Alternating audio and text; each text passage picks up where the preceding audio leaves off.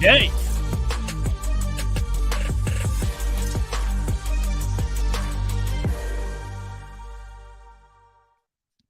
Happy Friday, everybody, and welcome into College Football Kickoff Live. Thank you for making College Football Kickoff Live your lunchtime listen every single week. That is Kenton Gibbs of Locked On ACC and Locked On Wolfpack. That is Alex Dono of Locked On Canes. Drake Toll here from Locked On Big 12. Guys, boring weekend last weekend in college football. We didn't get much around the country that mattered to us headlines-wise. What we do get this weekend is a slew of top 25 games, big matchups across the board. We'll talk a lot of Deion. We'll talk Alabama, Ole Miss. But we started off, Dono, with, to me, maybe the biggest game of this week, Notre Dame and Ohio State. You know, this is going to present opportunities for Notre Dame specifically when it comes to trying to cement yourself into the college football playoff picture. I also think it's a massive opportunity for Sam Hartman to get a little bit more love among the Heisman Trophy contenders. I know winning would be the priority for him over an individual award, but you know, this is a guy who has had a great career at Wake Forest up to this point, but being at Wake Forest flew under the radar a little bit. Now he's hit the big time at Notre Dame, and I look at this, and I know Ohio State are road favorites in this one, but I've gone both ways throughout the week in handicapping it, but I think this is a game that Notre Dame can and probably will win if they can exploit Ohio State's offensive line and just Ohio State's offense, period. I think this is a big one. I know that in the whatever head-to-heads they've had in recent years, those have favored the Buckeyes. But this is a gigantic game, Drake and Kenton, on a list of really good ones this week on the slate. Kenton, same for you. I mean, when you look at the amount of top 25 games, the amount of big matchups, and teams that could be knocked out of playoff contention altogether just on Saturday alone, what do you have your eye on? You know, it's hard to look away from this Notre Dame-Ohio State game for so many reasons. This is going to be a big game for me because my bold prediction to start the year off was what? Notre Dame was going to be closer to the playoff than Georgia. This game is either going to go a long way in making me a GOAT or making me a dunce. One or the other. I'm walking out of this thing either doing my best or putting my little pointy hat on. I'm not sure which one I got yet, but this game is going to be big time because – I mean, more or less, this is going to be a playoff eliminator for at least one of these teams. Yeah. As far as Ohio State goes, they could run the table after this and get in. But for Notre Dame, there's no way. Unless they absolutely dominate, and I mean crush everybody in front of them by 2 to 3 touchdowns a game, I really don't see a way for them to sneak back into the playoff conversation with a loss here, especially a loss at home, especially if it isn't like a close last-minute fluke type of thing. Yeah. Well, guys, before we get into the Colorado conversation with Locked On Buffs host Kevin Borba, I do want to get into a bit of this whole big hit, late hit, Travis Hunter, death threats. What a wild deal this week across the landscape. Dono, where do we start with a kid who makes a hit that 30 years ago was part of the game, and today we've established, rightfully so, that shouldn't happen, and now him and his family are under huge fire? It's sad. And listen, obviously with not only the attention that's been on Colorado, but the attention on Travis Hunter, who's been, a Heisman candidate and one of the best players in the country, that's only going to make the conversation louder because had it been a different person getting hit and a different team, I don't think anyone is, making death threat, which is just inexcusable. 100%. And listen, it was an illegal hit, should have been ejected, late hit. So there should be some kind of repercussion for it. But, anyone who's talking about wanting to take a young man's scholarship away and any just awful, awful human being who's, making it, even if, the threats are maybe not substantive, it's disgusting to make death threats towards anyone in their family, made a mistake. And it's a dangerous game. It's a bang, bang game. Hit, illegal, late. It is what it is. This stuff happens. Football is a very violent game. So at a certain point, you just have to say, unfortunately, in this sport that we love so much, these things happen sometimes. We've got to move on with our lives at some point. Isn't that what Travis Hunter said? I mean, he came out in his and onesie Deion as well. on his live stream in a onesie. Ken, I don't know if you've seen these, but I guess he does a live podcast every week after these games. And he said, look, football is a violent sport. It seems like Travis Hunter even is at this point has forgiven every party involved. Absolutely. Absolutely. And like Dono said, grown men, kids, young teenagers, young men, doesn't matter. Death threats to anybody, whether they be 45 or 4, is ridiculous. This young man has done nothing to warrant that and deserve that. That is going too far. The scholarship thing is going too far. However, I do think that there needed to be a conversation about an ejection happening because 100%. there were so many ejections for targeting over the years where guys were literally just playing football now, and there's an ejection. And here we have a case where the ball has already hit the ground. It is not catchable by any means, and you go and light a dude up. I think that there is a very good conversation to be had there about ejections, but all of this extra stuff beyond football, what are we doing? At the end of the day, this is a multi-billion-dollar game. Not going to deny that. This is a game that some of us have spent too many dollars and much too much time on FanDuel about. And toes. You know, and not just the folks who the bookie had to come to their door. Hey, pay up, buddy. Some of us have given up toes voluntarily for this thing. But it's a children's game at the end of it. Yeah. Like, let's stop this. Your job isn't going to stop. Your bills aren't going to stop being due. Your car note, mortgage, rent is not going to stop being due because Blackburn didn't take the hit on Travis Hunter. So because he did, you shouldn't do anything to put all that stuff in jeopardy as well. Come on, knock it off. Grow up. I think what Kenton Gibbs is saying is touch grass. Just kind of a really good way to just touch grass, guys. It's again a kid's game. Kenton, you hit it, and I want to know Kevin Borba's thoughts on this. He's got a big game this week. That's Locked On Buffs between Oregon and Colorado. We'll talk all of that as Kevin Borba joins the show.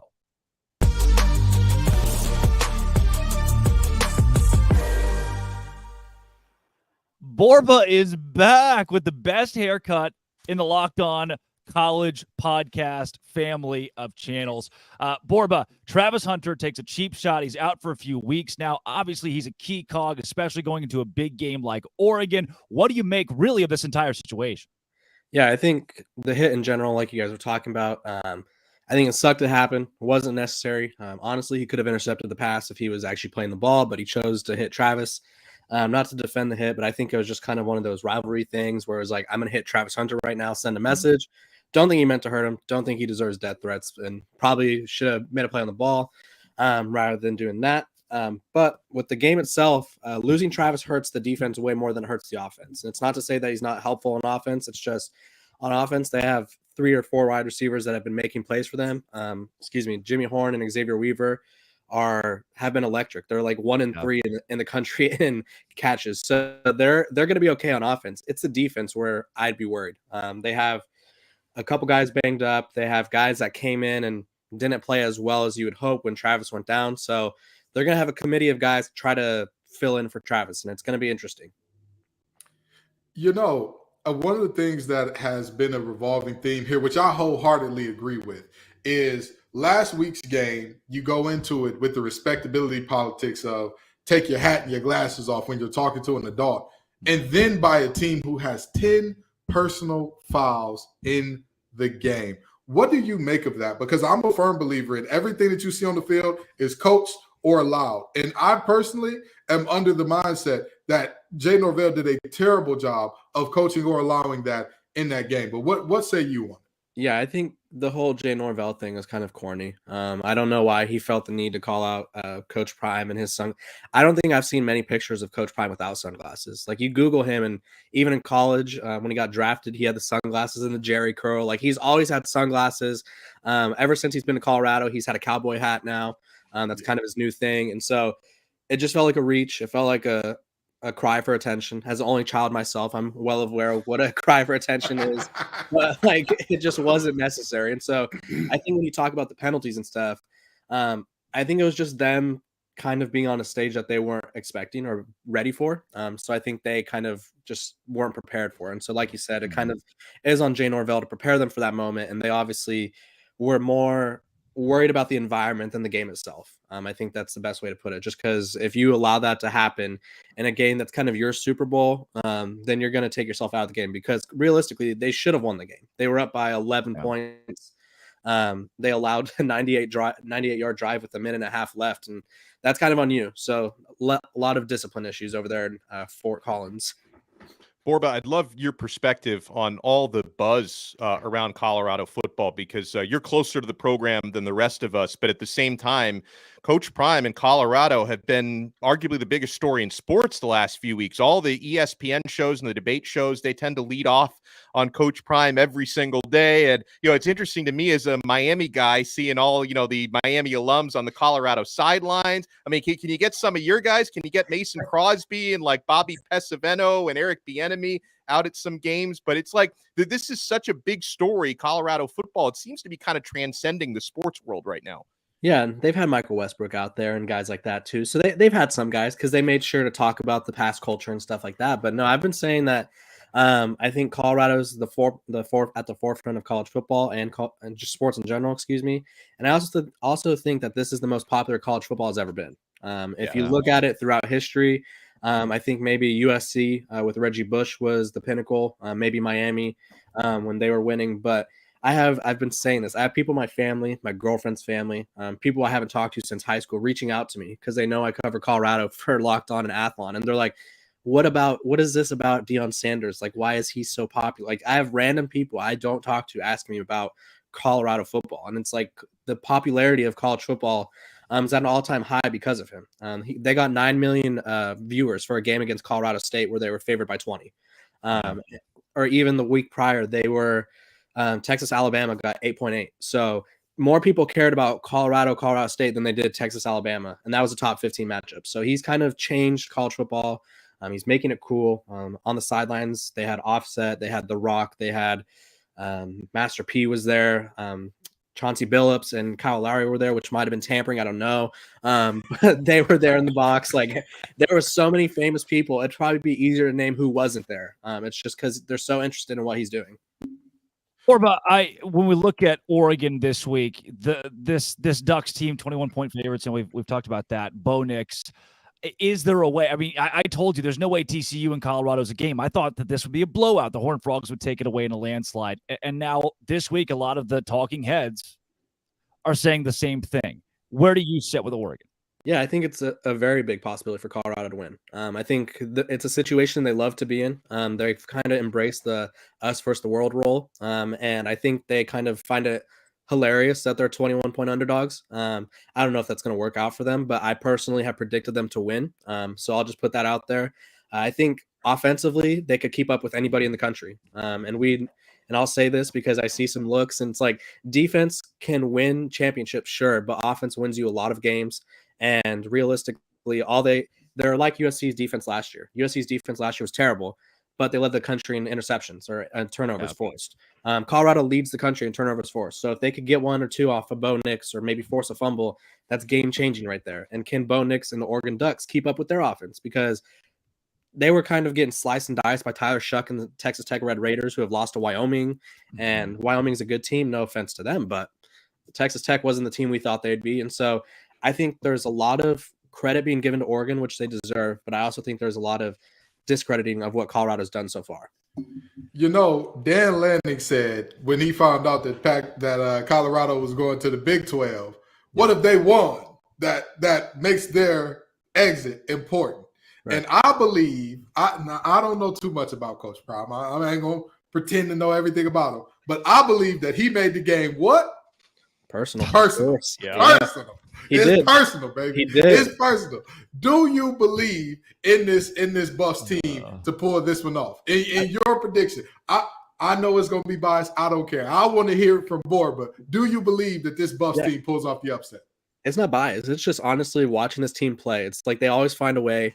Shedeur Sanders reminds me of Bryce Young from last year, where when he has the ball, I'm like, he's probably going to score right now. Like he just has that vibe to him. Yeah. And then the thing about Dan Lanning is like, what he said, was it wrong? No. Like, has Colorado done anything? No. But would I have said it with Deion Sanders and like his cult-like following that kind of turn literally everything into something? No, I wouldn't, because now Oregon has a bigger target on their back. I think they already had a target on their back, and I think Colorado could win. It's kind of like the same situation we've been dealing with this whole time, and so I'm just going on the other side now because I've doubted them twice now. So I'm like, I'm just gonna flip the script and be like, you know what, I think they could win because offensively they have stars. Defensively, they could force turnovers, and while they can't really stop people, if you get a pick or a pick six like they did last week, that could be a game changer. And then their coaching staff are phenomenal at in-game adjustments for the most part. Their offensive coordinator we've seen him twice be silenced for a quarter and then put up like 400 yards of offense in the ensuing 3 quarters. And then defensively, they need a lot of work there, but I think they're getting more guys back from injury, and so that'll help as well. More transfers to learn, guys. Kevin Borba, your team is undefeated and a contender and has the biggest game of the week. Thanks for joining Locked On College Football Kickoff Live. Thanks for having me, guys.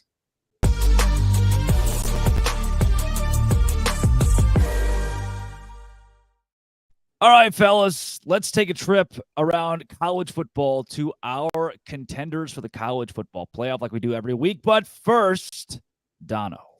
Well, first, we have to check out LinkedIn Jobs. You're a small business owner. These days, every new potential hire can feel like a high-stakes wager for your business. You want to be 100% certain that you have access to the best qualified candidates, and that's why you have to check out LinkedIn Jobs. LinkedIn Jobs helps you find the right people for your team faster and for free. You add your job and the purple hashtag hiring frame to your LinkedIn profile to spread the word that you're hiring. Folks, people will see it. I've gotten jobs through LinkedIn Jobs before. Simple tools like screening questions make it easy to focus on candidates with just the right skills and experience so that you can quickly prioritize who you'd like to interview and hire. LinkedIn Jobs helps you find the qualified candidates you want to talk to faster. So post your job for free at linkedin.com/lockedoncollege. That's linkedin.com/lockedoncollege to post your job for free. Terms and conditions apply. Guys, through now a few weeks, the public has eliminated Alabama, Tennessee, and Clemson from the college football playoff picture. But who is still in that picture, at least for now? The Notre Dame Fighting Irish can be in the mix. The road to the college football playoff begins tomorrow as they face Ohio State and the Buckeyes. What is the path to the playoff with or without a win for the Irish this week? It's time for this week's Playoff Hopeful.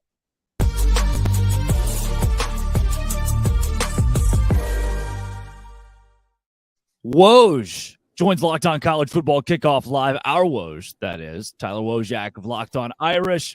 Tyler, this Notre Dame team's got Ohio State coming up on Saturday, and more importantly, playoffs in its sights. Can this Notre Dame squad, regardless of the outcome on Saturday, make the college football playoff? Well, their schedule does set them up to make the playoff, even if they do end up losing to Ohio State, because they still have USC just 3 weeks after that, who I fully expect will be a top 5 team at the time that that game is played. Not to mention Clemson later on in the year. I know that Clemson right now, stock isn't too high on them. But if they turn things around and Notre Dame goes 11-1 with a loss to Ohio State, then yeah, I think they're definitely capable of being a playoff team. And I haven't even mentioned the possibility that they beat Ohio State. And I think that's definitely a possibility as well. And if they do end up beating the Buckeyes on Saturday, the path is clear for them. At that point, they would probably shoot up the rankings, be close to the top 5, maybe even in the top 5 if they're able to pull off the upset at home on Saturday. But they've got the quarterback. They've got a bunch of talent around him. So I think they're definitely capable. We're just going to find out just how good this Notre Dame team is on Saturday at 7:30 p.m. Eastern. Well, as you said, find out. That's your word here, because you've got the wins against Central Michigan, Tennessee State. Who cares? The NC State game on the road, not only does Notre Dame win, they also cover. Have you seen enough in these 3 games to say squarely, oh, yeah, this team is going to beat Ohio State, or this team is a playoff caliber squad? I think they are a playoff caliber squad, but I won't know for sure until Saturday because there's still some questions. I think Ohio State is a really good team. They're a flawed team. They might not be as talented as they've been in recent years, and that's due in large part to the fact that they don't have a current first-round draft pick at quarterback like we've become to expect out of them. They've had C.J. Stroud, and they had Justin Fields, and Kyle McCord might end up being a really, really talented college quarterback. We just haven't really seen it yet. This is going to be his 4th start.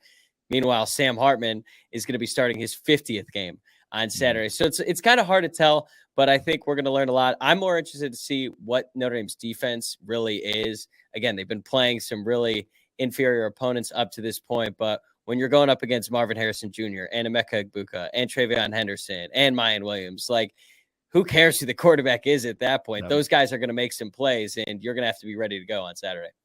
Let's go there. Quarterback play, Woj. When it comes to Sam Hartman, who might be the best quarterback in America, that's a tough thing to argue. He very well could be in New York, should be in New York at the end of the year. Does this team go as he goes? Is it Sam Hartman or bust for this team's playoff hopes? No doubt. And we're kind of in uncharted territory as Notre Dame fans, or at least a space we haven't been in a long time, where the quarterback is carrying the team. Notre Dame has had some really good teams over the past decade plus. 2020, they went undefeated in the regular season. 2018, they did as well. Both seasons, they had Ian Book as their starting quarterback. And look, I loved Ian Book. He's a gamer, all-time winningest quarterback in Notre Dame history. But they weren't winning games the majority of the time because of Ian Book, whereas now they're winning games because of Sam Hartman. He elevates everyone on the offense, and I would say the entire team. Like, I feel like the defense plays differently. The coaching staff is a lot more aggressive. There was a period where they went 3 straight weeks converting on 2-minute drills at the end of the first half. They haven't had to do it at the end of the game yet because they've had such big leads in all of these wins. But you could see Marcus Freeman using his timeouts at the end of the first half when the defense is still on the field, because he wants the ball back to give Sam Hartman a chance to drive down the field. And every time he's had a chance to do that at the end of the half, he has. So he really elevates everyone around him. And it's really exciting to see, because I feel like most of the time when Notre Dame has made it to the playoff, they were missing that one key piece, and that's the quarterback. And they're not missing it anymore. Taking Sam Hartman out of the equation, though I know we just said we can't.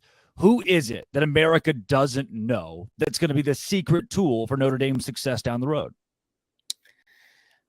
On Saturday, I'm going to say Benjamin Morrison, the cornerback, and he's going to be probably under the biggest spotlight because he's going up against Ohio State's wide receiving core, and I would say they are probably at the top, at least for sure, the best wide receiver room in college football. USC could make a case that they're a little bit deeper. They go like 8 or 9 wide receivers deep, and that's certainly true. They have a stacked receiver room as well. But when you're going up against Harrison Jr. and Egbuka, like, those guys are so good. But I think Benjamin Morrison is a future first-round draft pick at quarterback. At Notre Dame, we don't get a whole lot of those. So he's going to have a great chance to prove why he's so good. Last year, he sort of burst on the scene in that Clemson game when Notre Dame upset I think Clemson was ranked 4th at the time in Notre Dame Stadium. Benjamin Morrison had 2 interceptions, one of which was returned for a touchdown. He was a freshman All-American this year. A lot of expectations for him in the Notre Dame fan base, and now he's going to have to. He has the chance to prove it in front of the whole world on Saturday. Woj, thanks for joining the show today. Of course, man. Anytime.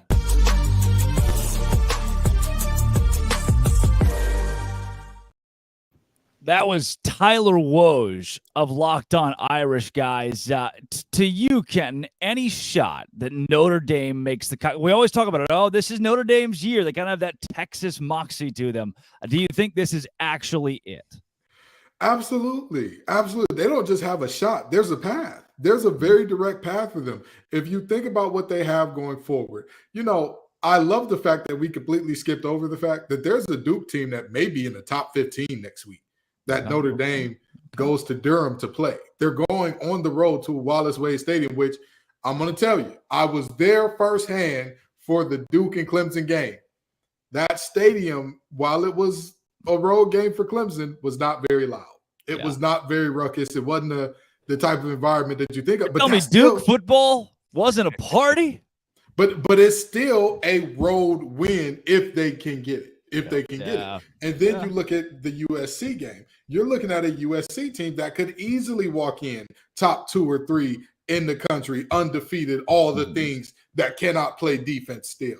And so you're looking at a situation with Notre Dame where even if we count this game as a loss, you're saying that there's a path here. So if they win this game, I mean, they're all but a shoe-in at that point. But a loss here, I think that they'll be just fine. They just got to take care of what's in front of them. Dono, buy or sell Notre Dame? Buy, which as a Miami guy, pains me to say that because the history runs pretty deep there. And, as far as their path to the playoff, I agree with Kenton completely, because not only does Notre Dame have the high-profile type of schedule where they could potentially be top 4, even if they lose one game. And if it's not Ohio State, who I think they will beat on Saturday, USC, you can take your pick on who they might lose to this year. They can still get in because they're also one of the most visible programs in the country when it comes to television exposure. That plays in Notre Dame's favor. And this game is a huge opportunity for them against Ohio State, because even though Notre Dame has had a couple of cameos in recent years in the college football playoff, they haven't had success the way Ohio State has. That's been in their DNA. They've been one of the more consistently successful teams in the CFP era. They've also consistently had first-round quarterbacks, and they maybe don't have one of those this year to the Buckeyes, but still, Notre Dame is kind of fighting against their DNA this week, but I think they have the quarterback, because I'm taking Hartman over McCord. And I also think Notre Dame is going to have an advantage, like Kenton talked about, being in their home stadium. That's a tough road game. And McCord's first road trip against Indiana didn't go all that smoothly for him. Yeah. So I think the Fighting Irish can pull it off. Obviously, matching up against Ohio State's just revolving door of future first-round wide receivers is going to be the most difficult matchup here. But I think they can put pressure against Ohio State's offensive line. I don't necessarily think this is going to be a beautiful, high-scoring type of game, but I think it's going to be a Notre Dame dub. 3-point underdogs at home. I think they cover and win. Let's take it from ACC adjacent to the actual ACC. What was thought to be a potential top 10 matchup this preseason is now a battle between number 4 Florida State and unranked, unknown Clemson. We kick to Brian Smith of Locked On Seminoles to preview this matchup. There are 3 prime reasons that Florida State should defeat Clemson. Number 1, quarterback experience. While Cade Klubnik is a very talented young man, Jordan Travis is a graduate student. He's been there. He's done that. And don't forget about his legs. He can make a play in the clutch, even if a pass is not there.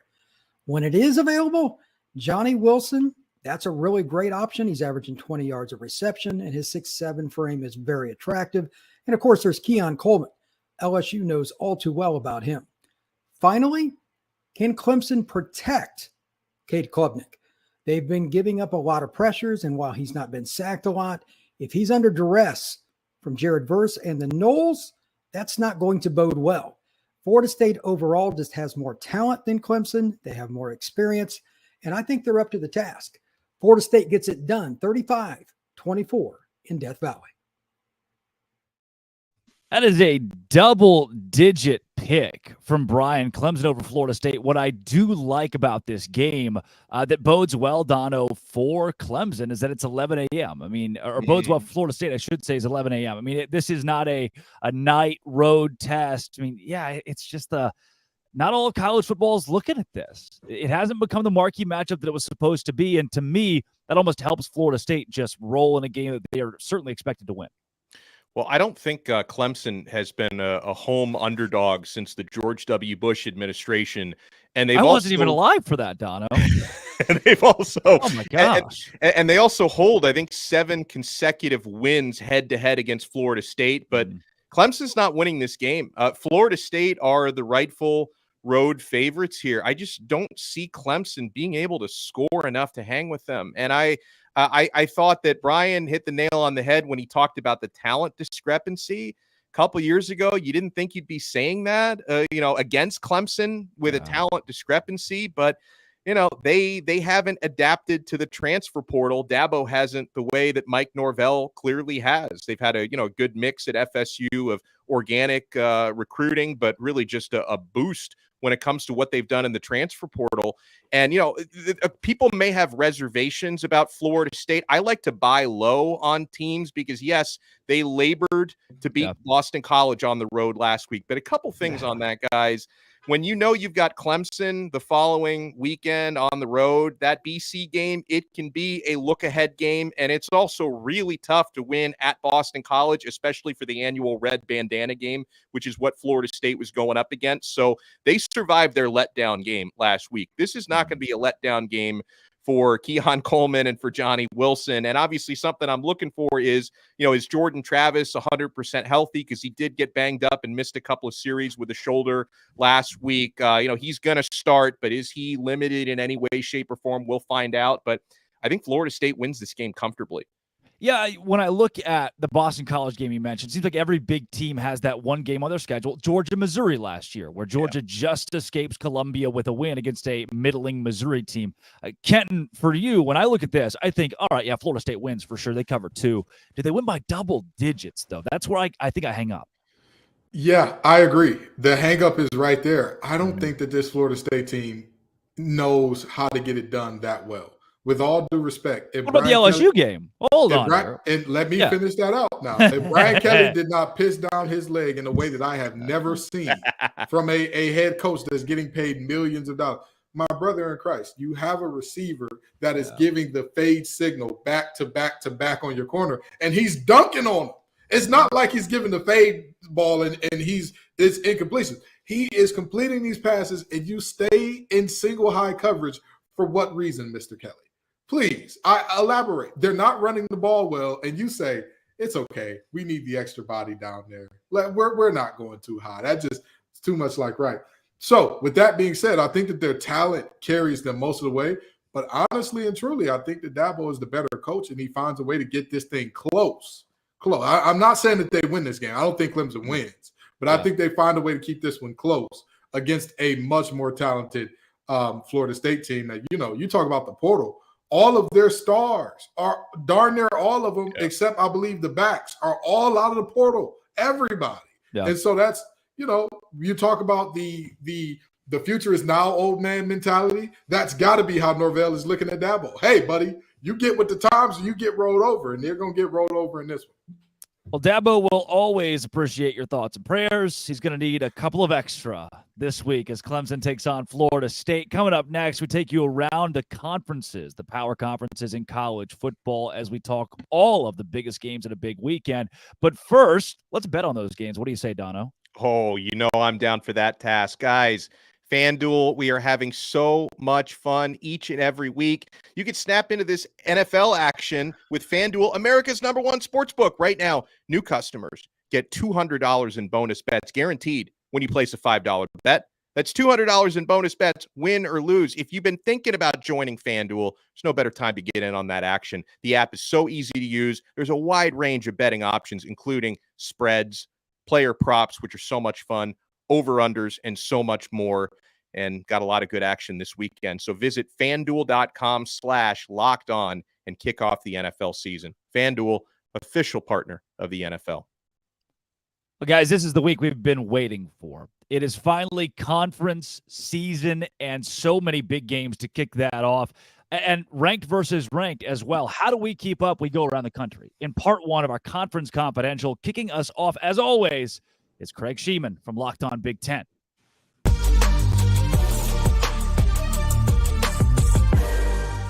There is no bigger game across the country than Ohio State at Notre Dame. This one has playoff implications. It's under the lights in South Bend Saturday night. It's on NBC. The whole country's going to be watching. Plus, the Buckeyes offense just finally woke up a couple of weekends ago. But you know what? The defense has allowed the fewest points through 3 games since 1975. This is generational stuff. Meanwhile, Notre Dame is led by quarterback Sam Hartman. He's the real deal. 13 touchdowns, no interceptions so far this year. And you want to get the remote control out because while that game's going on NBC, on CBS at the same time, we're going to white out at Penn State as they host a very stingy Iowa Hawkeye team in a battle of undefeated top 25s. Another battle of unbeaten square off in Ann Arbor Saturday afternoon as Rutgers visits Michigan. This will be Jim Harbaugh's first game on the sidelines following his 3-game suspension. And tonight, it's Friday Night Lights in the Big Ten as Wisconsin travels to West Lafayette to take on Purdue on FS1. Both of these teams are supposed to have this new air raid attack offense. Let me tell you something. Badger quarterback Tanner Mordecai, that's not what he's about. That's not what Wisconsin does. They still have their traditionally strong running game. They should use it. Meanwhile, I'm very intrigued by the arm talent of Texas transfer and Purdue quarterback Hudson Card. I think he's something to watch as the season goes on. He's very good. Season's a third over. I'm sad, but it feels like it's just getting going. Enjoy the games. I'm Craig Sheeman for Locked On Big Ten.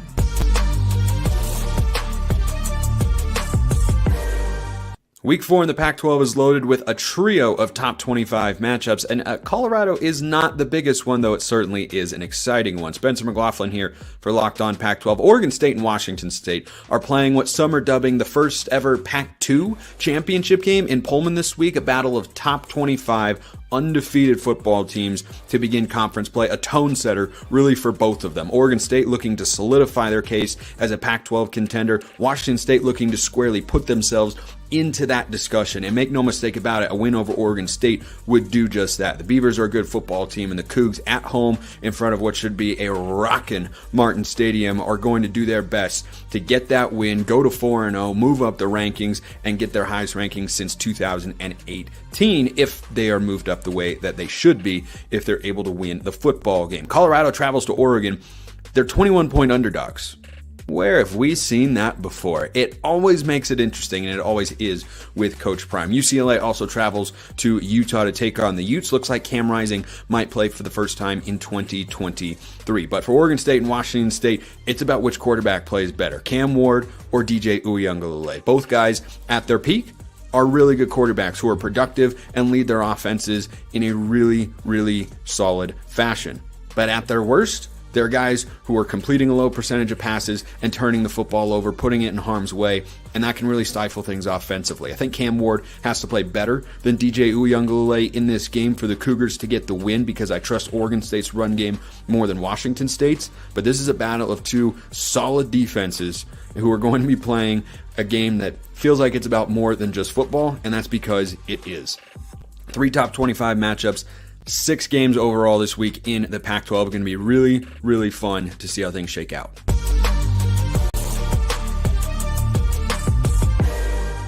What's up, everybody? Chris Gordy here from Locked On SEC Week 4, and we've got some juicy matchups in the SEC. First up, it's 3-0 Auburn at 2-1 Texas A&M. Big early road test for Hugh Freeze and company, but I think this is a must-win for Jimbo Fisher and crew. You can't lose to a new head coach. You already have a loss on the young season. I like A&M at home to cover the 8 points. I like Spencer Rattler in South Carolina to cover the 6 points at home against Mississippi State. I like LSU to beat Arkansas at home, but not to cover the 17.5 points. That's too many. And the big one, it's Ole Miss at Alabama. It's Luke Skywalker versus Obi-Wan Kenobi, but Obi-Wan's team is struggling. Alabama going back to Jalen Milroe at quarterback, not looking great. Bama only a 6.5 point favorite. But with all Lane Kiffin has going for him, Jackson Dart playing extremely well, Pete Golding running that defense. If Kiffin can't beat Saban here, he may never get it done. Give me Ole Miss and the points and the Rebels in the upset of the Evil Empire, Alabama. For more, check us out at Locked On SEC.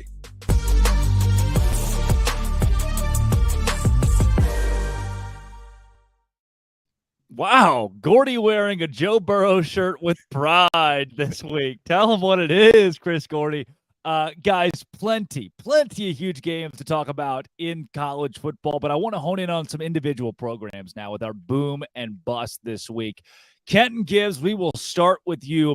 Who is your boom team as of Friday, September 22nd?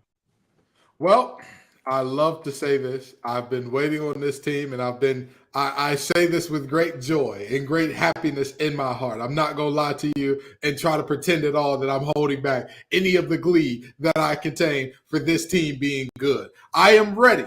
I have wanted to do this for some time. Penn State is my boom team. And they're my boom team. They are going to look like the real deal. And I'm going to tell you right now, this is a team that is so complete. They play offense in the Big Ten. You heard it. You heard it right.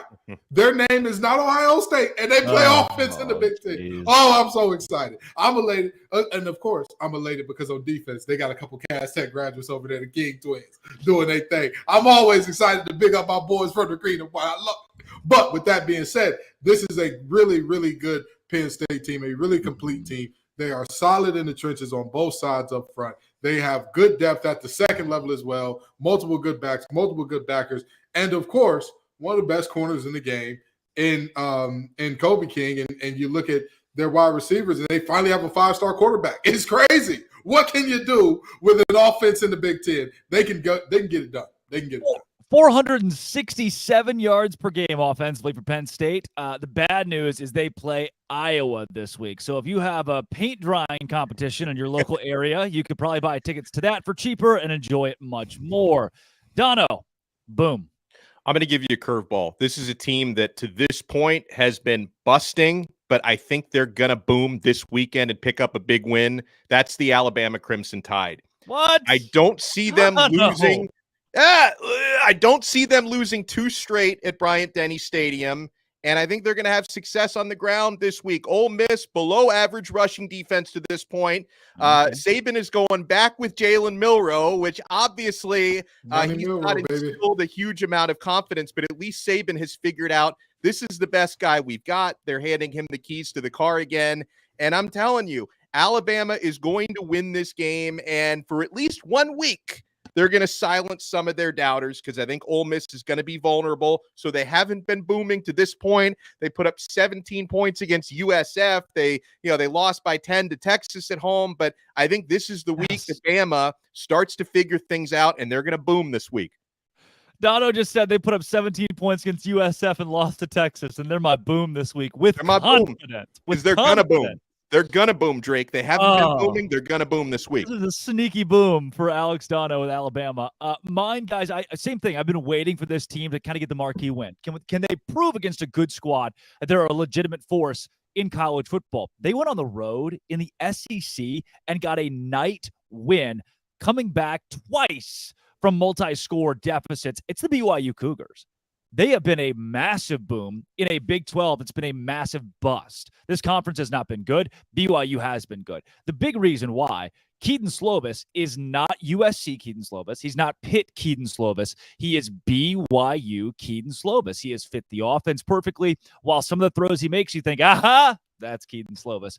Other throws he makes, you think, hey, that's Keaton Slovis. Makes sense, guys. You've seen him in the ACC. He has done really well for BYU. Their defense has stepped up in an insane way. Only allowed 16 points in the first 2 weeks against Cupcakes, so they took care of business. 31 to Arkansas, but they got enough. They got it done against KJ Jefferson, one of the most electric quarterbacks in the country. Road win, SEC, big time for the Big 12. BYU is a boom. Now the bus. We'll pitch it back to you, Dono. Who busts this week for you? Oh, my goodness. Colorado is going to bust this week, guys. Deion's watching right now, by the way, Dono. Deion's watching. Personal because of Dono. I waited for Borba to be out of the studio. Colorado is going to bust this week. Oregon is going to handle them at the line of scrimmage. And, Borba talked about it being without Travis Hunter. That's definitely going to hurt them more on defense than it's going to hurt them on offense, but it's going to take away their best cover guy. And, Deion talked about cornerback by committee this week. They've got a 5-star true freshman in Cormani McLean who, cares more about his social media than actually getting better and developing. So I don't think we're going to see much, if at all, this week. Okay. Everyone went crazy about Colorado. I see like Michael Irvin is doing a social media post where he's like crying tears of joy because they beat a team in double overtime that lost to Washington State by 26 points in their previous game. No. Oregon is going to boom this week, which means Colorado is going to bust. All right, Kenton, who's your bust right now? Dono, he was crying because it was 2 a.m. We were all ready to go to bed. We were so happy that it was a miracle. I was still awake. I usually go to bed at like 10 o'clock, and they talk. That game set like a ratings record for the late game time slot. I was even up. Well, I stayed up like 4 hours past my bedtime to watch that. Listen, I wake up at 4:30 most mornings. I was crying when that game was over. I was right there with my going, thank you, Lord, this thing is over. But I struggled to come up with a bust team because there actually were 2 that I wanted to go with. And then I thought to myself, you're a rule breaker anyway, so we're going to go with 2. I've already talked about both of the teams that are playing these teams have already been talked about. Iowa, I don't know why anybody would rank that team. Hold on. I don't know. What's better, Kenton, is they are undefeated and just haven't moved in the rankings. They started at 25. They keep winning games. People are like, all right, 25 it is. Cade McNamara has looked mid at best. And I mean, like, in the Midwest, outside of Detroit, of course, the wonderful bastion of a society that we have there, there's some really bad food, like Skyline Chili and whatnot. Things like that, mid, right? Okay. Iowa's offense, worse than that. which means Iowa as a team must be mid. But let's go over to a guy that I've talked about on some other shows, that I've talked about. In the words of Jay-Z, I don't believe you. You need more people. Mr. Bo Nix, I don't believe you, brother. I don't believe him. I don't believe him. I don't think he's a good player. I'm sorry. I'm going to sit on that. I'm going to stand on that. I'm going to jump on that 10 toes down. As a matter of fact, give me your toe that you cut off, Drake, so I can go 11 toes down. I don't believe in Oregon because I don't believe in Bo Nix. Dan Lannon made it personal. I think that Colorado pulls off the upset. 2 bus teams for you right there. And we went completely opposite on that one too. This Absolutely. is great. This is Dono versus Gibbs this weekend. Absolutely. I don't even know what to do with this now. I feel like the middleman here. I can give you my bus though, and it's wish that I was on old Rocky Top. Those guys suck right now. do. I don't know if you've been watching this Tennessee team, but they were supposed to be good, and they were like, "Hey guys, just kidding. We wanted you to think that with Joe Milton at quarterback, who had 14 incompletions of his 34 attempts this week. Not good. And also just didn't look good against a Florida team that got torched by Utah's backup quarterback who couldn't move the ball against Baylor. And I know the transitive property doesn't exactly work in college football, but it's a Tennessee team that should be blowing out Florida. Home, road, Florida's coach is going to get fired. He's not very good. He's bought himself time because Tennessee pissed down its own leg. 29-6, not only did Tennessee lose, Tennessee got beat handedly at Florida and only put up 16 points with Joe Milton at quarterback. Jalen Wright, Jabari Small, like we were supposed to see a balanced running game and passing game from the Volunteers. We have seen none of that to this point. They have been disappointing. And look, I get it. Earlier this season, they beat up on Virginia to open the year. Guess what, guys? Dono, you mentioned Virginia's just bad. It's just a really, really bad football team. And Florida, to a certain extent, also pretty bad. What we've seen from the Gators. And you know, not only did Tennessee lose, they did not compete against the Gators. That's a bust for me, 100%. We got time for one more boom for each of you guys. Let's lean on the positive here. Dono, give me another boom for you. You know, I'm stealing Kenton's thunder, and maybe he stole mine because Penn State is a massive boom for me for all the reasons that Kenton talked about. You know, I don't necessarily think their game is going to be very exciting this weekend, but this is a ranked matchup for them. They're favored by 2 touchdowns against Iowa. If they don't cover this week, it'll probably be because they get so bored playing against Iowa. But Penn State has been a massive boom for me so far. All right, Kenton. Now let's diversify here. No more Penn State talk. Yeah, You're another boom for you. Another boom. I got to get this guy his guts. I give credit where it's due. Right. I thought that he was a lifelong defensive coordinator, but he's showing his behind as a head coach in year 2. Brent Venables, come on down, baby. He is out there doing it at Oklahoma right now. And they're playing up against Whoa. This is boom, not bust. Yeah. Brent Venables is a boom? Yes. Listen, I know most people don't. They beat Tulsa? I know most people don't want to believe me here. I know most people have this team saying, hey, this Cincinnati I am most team, people. This Cincinnati team not only can, but will pull off the upset here.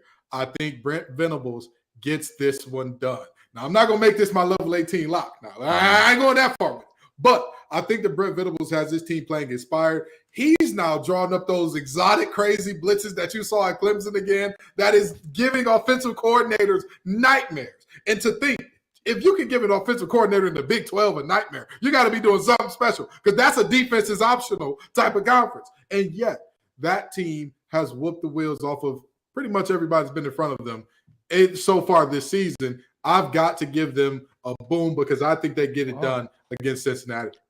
Okay, can I go with a bonus boom because I wasn't here last week? How many booms are we going to have here? I just need to give a bonus boom. This is not going to be because Miami beat Bethune-Cookman last week, but I wasn't here last week to talk about Miami's excellent showing and Tyler Van Dyke's excellent showing against Texas A&M.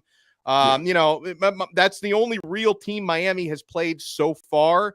But they have been more complete than I expected. Offensive line, statistically, grading out as one of the best in the country. Tyler Van Dyke, so far, who had a really bad year last year for a number of different reasons, is actually the Pro Football Focus leader. through 3 weeks so far in the season with a 94 grade. They've been tackling a lot better. Still going to be a few more weeks before they have another serious opponent because they have Temple this week, bye week, Georgia Tech, and then North Carolina, which is going to be a huge test. But Miami's been booming so far.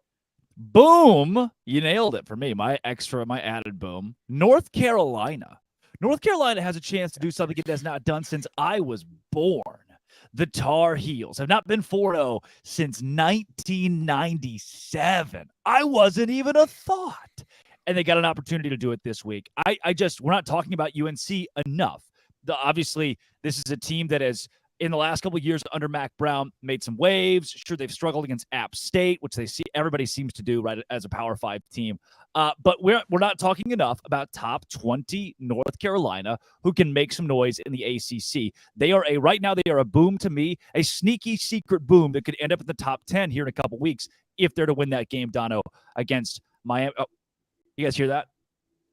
That was my doorbell. My DoorDash is here, Dono.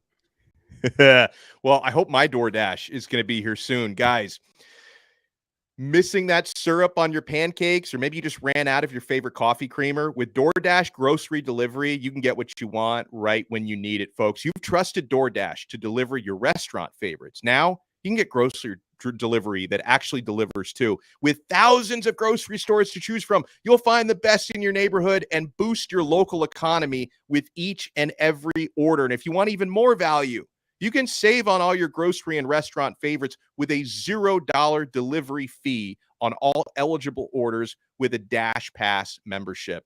Get 50% off your first DoorDash order up to $20 value when you use code LOCKEDONCollege at checkout.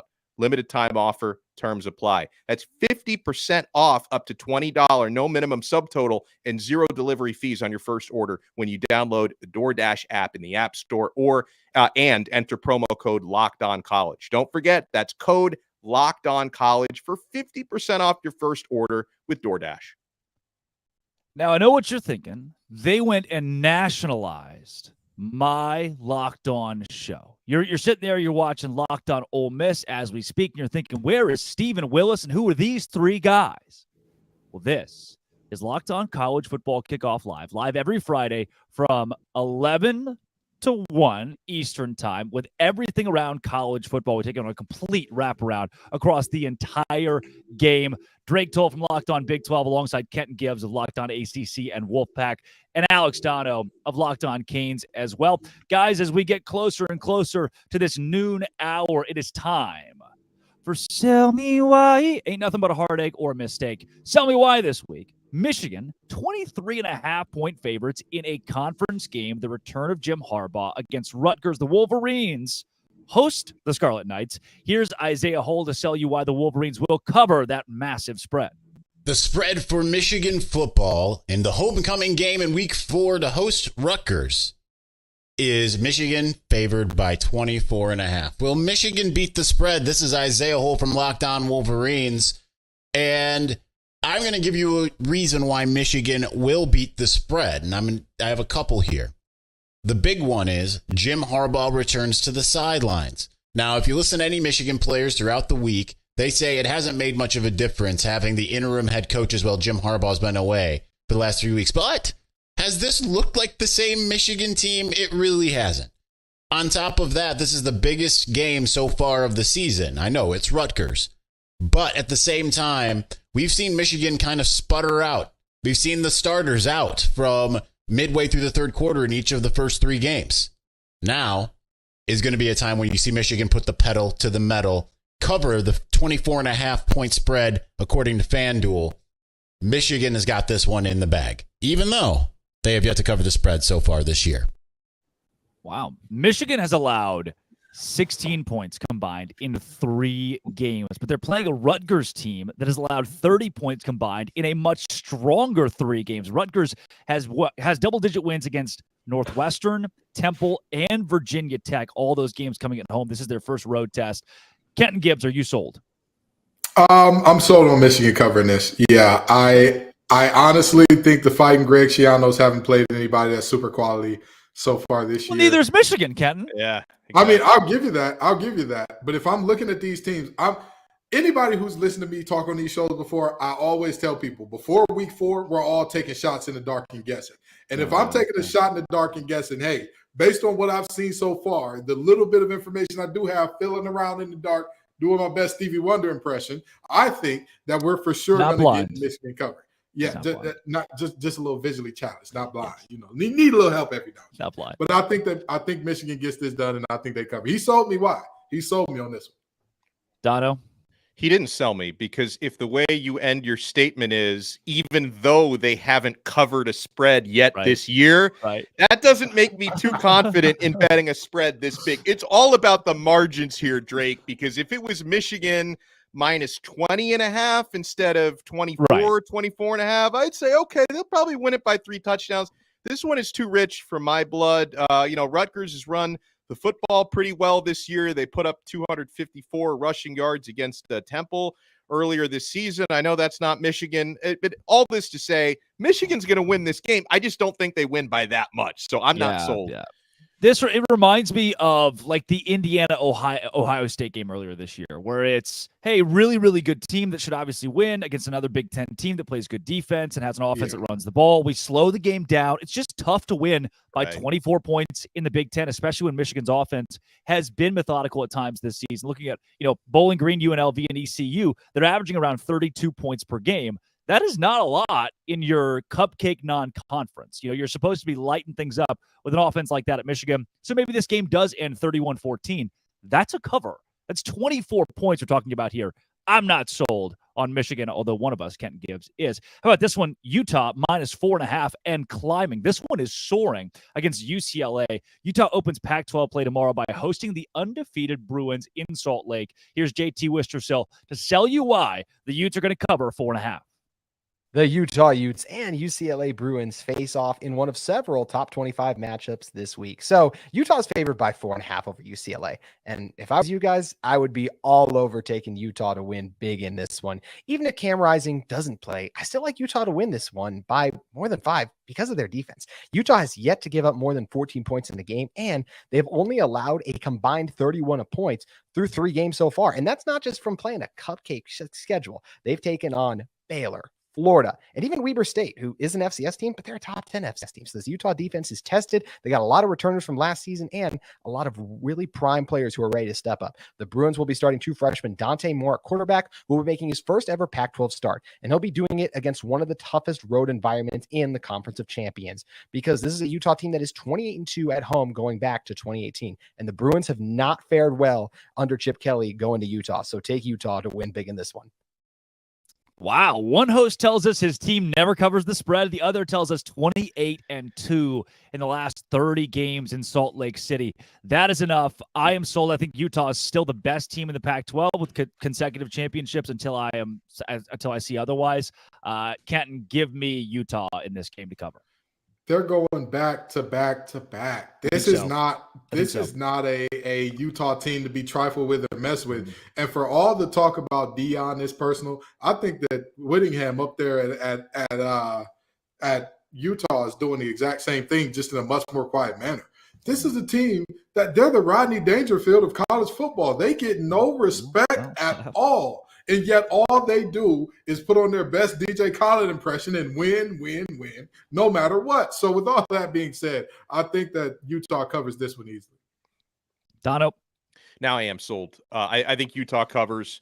I will be interested to watch this game because this is where all the high school recruiting coverage comes in for me, because Dante Moore on the UCLA side, it's going to be a very big moment for him. His team is not going to win this game. They're not going to cover, but that's one of the more impressive high school quarterbacks I've watched in person in recent years. I think that kid's got the stuff.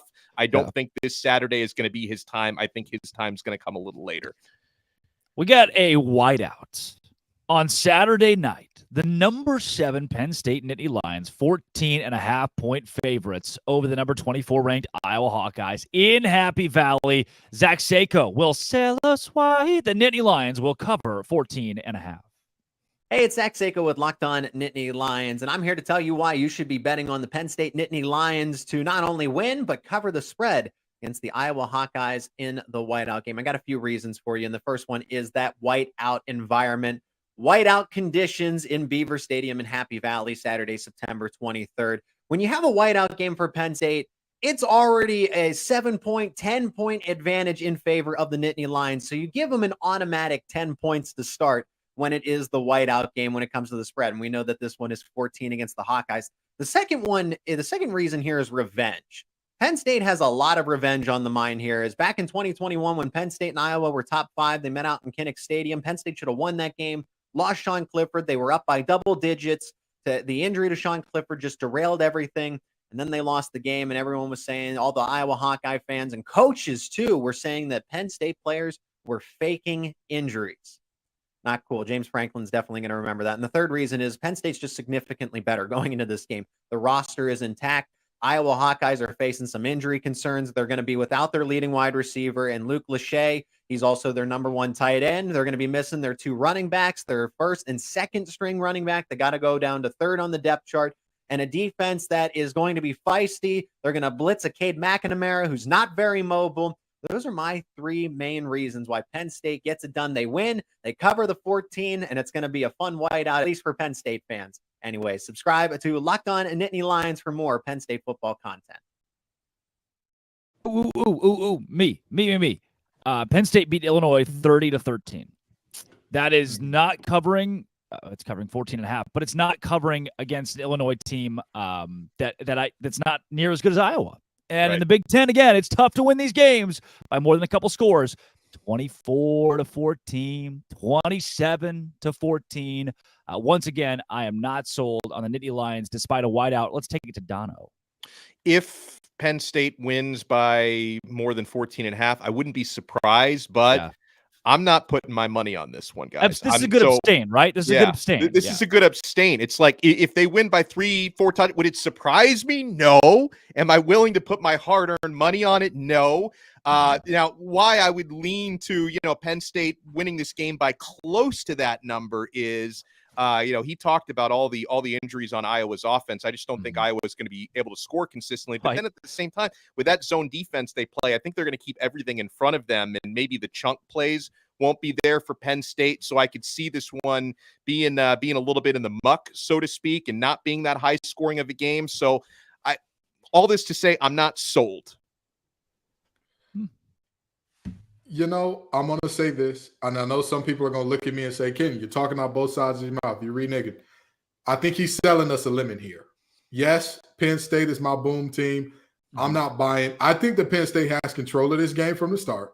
Yeah. I don't think that we ever think that Iowa is in it, but I'm not seeing covering a large spread here. I think that they, again, get control, maintain control, win the game handily to where nobody ever thinks that Iowa was really in it if you watch the game. But I think the scoreboard is going to say that this game was much closer than it actually was.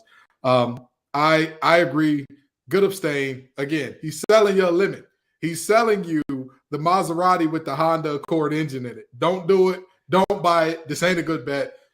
Hands off on this. Well, and you know what? I this is a situation where, and I know we'll talk a little bit more about betting later. I'm not betting this number, but if I do one of those like fun lottery ticket parlays, I'm definitely putting the Penn State, just the money line in there. Yeah. If I'm going to pick like 8 winners and try to get crazy odds, because Penn State's going to win the game. I just don't know if they're going to win by enough.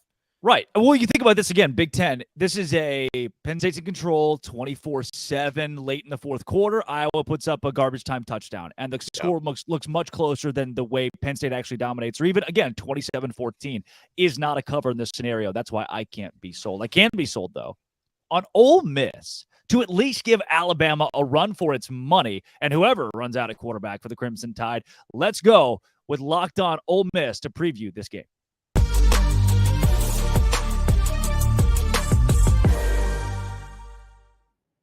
Stephen Willis, welcome to Locked On College Football Kickoff Live. Ole Miss, Alabama. Ole Miss about a score underdog in this game against a Bama team that has been, they are middling themselves the last few weeks. What do you make of this matchup? Can the Rebels win? I think if it's not going to happen now, when is it going to happen? If Lane Kiffin's ever going to beat Alabama and Nick Saban, this feels like the year, despite what Dono says. So we'll see exactly how that goes. Now, tell me this, Stephen. in terms of why you say this is the year for Lane Kiffin, we know about Alabama's struggles and them being down, but you still got to sell us on why Mississippi is up enough, why Ole Miss and Oxford are up enough to get it done against Nick Saban and his crew. Oh, the answer is Jackson Dart. Jackson Dart, I think, is a low-key person that over the next 2 weeks could play himself into getting to New York type competition. He's 6th in the SEC in rushing. He is putting the team on his shoulders and winning games. He's the reason they came back against Tulane and just kind of boat raced them in the fourth quarter. It was his job on the offense. Now, if you look at this also, Ole Miss has not had a tight end. They've been without Trey Harris, their number one option at wide receiver, and Zachary Franklin hasn't played a down. So without 3 of Ole Miss's key weapons, Ole Miss's scoring offense is sitting 4th in the country right now, and total offense is in the top 10. So if you only just assume that this offense is going to get a little bit better, there's a chance for this offense to do really, really special things. Now, against Alabama, it's going to be difficult. I was just messing with Dono and everything, talking about them being a boom tape, but nobody would be surprised if a team full of 4- and 5-star players played like a team full of 4- and 5-star players. Yeah, that could happen any moment. Yeah, and even though I did predict a Bama bounce back performance, at the same time, there are few things in life I enjoy more than watching Nick Saban lose. It's just there's something special about that. So my heart is certainly with Ole Miss this weekend. But with that said, you mentioned going up against a team full of 4- and 5-star talents. Alabama clearly has weaknesses. We've seen those already exposed this year. But what if Alabama's strengths do you worry about most? Where do you see the toughest matchups? This is absolutely weird, but I'm worried about Jalen Milroe and the deep ball because if Ole Miss gives up explosive plays and Alabama can get this game into the 30s, Alabama's probably going to win this football game. If it's under 30, I think Ole Miss has the offense to pull this out in the end. Either way, it's going to be a coin flip type of game. It's going to be a 50-50 proposition up to that point. Ole Miss has given up explosive against Mercer, against Tulane, and they gave them up against Georgia Tech. If they give them up against Alabama, Ole Miss might lose this game. But if they can shore it up on the back end of the defense, and Pete Golding is returning to Alabama, Lane Kiffin wants to beat Lane Kiffin more than any other coach that he's ever gone against, so much that he's like quoting Taylor Swift lyrics to troll Alabama this week. It is a bizarre dynamic, but I think you're going to get the best of the Ole Miss football team. And Jackson Dart, low-key last year, Dallas Turner, they had that horrible face mask against him. He pushed his head in the ground. All of that stuff that actually got photographed and remembered, as soon as the Georgia Tech game was over, the first thing that Jackson Dart was talking about was playing Alabama. Wow. So that's something we should keep an eye on as well. Yeah, Stephen, the fact you already said that you're afraid of Milroe is not what I had on my bingo card here. The kid that can't throw a slant, who can lob a ball 50 yards on the money, certainly brings an interesting dynamic into this game as he starts again for Bama. Do you think, Stephen, though, this Ole Miss team, with a win on Saturday, then wins the SEC West that feels so wide open? I think they have a good shot. This is what I call a program game. And it doesn't necessarily matter that it's Alabama or they're down or anything like that. This is a game that it's time for Ole Miss to win this game. It's time for them to turn that corner. When coaches always talk about, hey, we are close to turning the corner. We are about to turn the corner. This is a corner game. So for Lane Kiffin and the Ole Miss Rebels to start being taken seriously and relevant on the national scheme and in the SEC conversation, Ole Miss has to win this game Saturday. Now, Stephen, you've had me on your show. We've talked Ole Miss and the explosives. We've talked Lane Kiffin and all the things. We've talked Lane Kiffin and how his name is always it used to be SEO fodder before Coach Prime came along. But I want to ask you one question before we get you out of here. Do you have your popcorn ready, brother? Oh, I am absolutely fired up about this. And Lane Kiffin's been in rare form this week, by the way. It's been very low-key because whenever Lane's talking, he's been talking about how Alabama is the best football team that's existed in the last 15 years. And Bryant-Denny is the toughest place to play. And I think he said one of our players would be recruited by Alabama and all of that. But behind the scenes on Twitter, like I said, he's tweeting castles crumbling at Alabama. He's tweeting the score of the USF game at Alabama football. He is in rare form that way. And I think it's going to be really fun. And I do want to say this about Coach Prime. I do appreciate Deion coming into college football because Lane Kiffin was the coach that was rumored for every job that came open for years until Deion Sanders came into the league. And now Deion Sanders is coming up for everything. That's the first name that pops up. And I'm appreciative for the year off.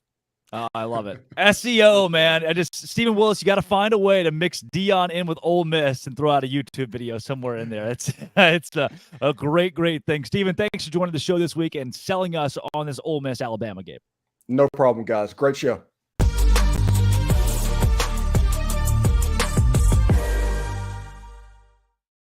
Coming up, we have Conference Confidential Part 2, and we also talk about coaches who are on the hot seat and brushing up on their LinkedIn profiles. Right, Dono? Yeah, if you want to brush yours up, thankfully Billy Napier gets the week off. He's not LinkedIn Billy this week, but these days, every new potential hire can feel like a high-stakes wager for your small business. You want to be 100% certain that you have access to the best qualified candidates available, and that's why you need to check out LinkedIn Jobs. LinkedIn Jobs helps find the right people for your team faster and for free. You add your job and the purple hashtag hiring frame to your LinkedIn profile and spread that word that you're hiring. Simple tools like screening questions make it easy to focus on candidates with just the right skills and experience so you can quickly prioritize who you'd like to interview and hire. It's why small businesses rate LinkedIn Jobs #1 in delivering quality hires versus leading competitors. You've got to try it. LinkedIn Jobs helps you find the qualified candidates you want to talk to faster. So post your job for free at linkedin.com/lockedoncollege. That's linkedin.com/lockedoncollege to post your job for free. Terms and conditions apply.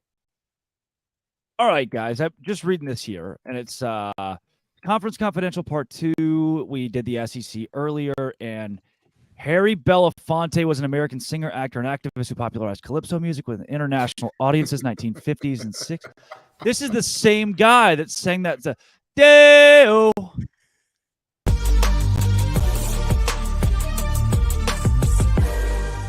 Deo.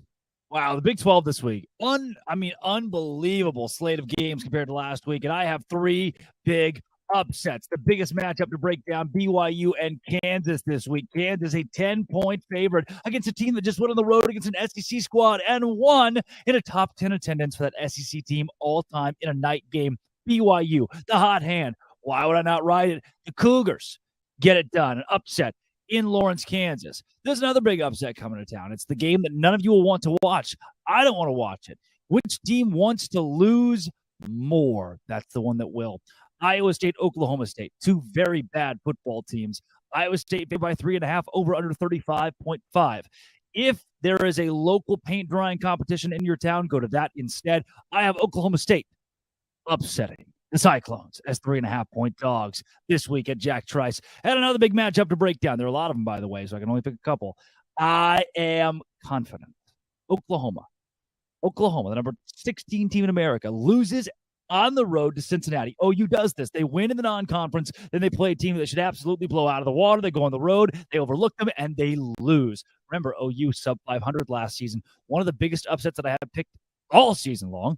Oklahoma loses to Cincinnati on Saturday as 14-point favorites on the road.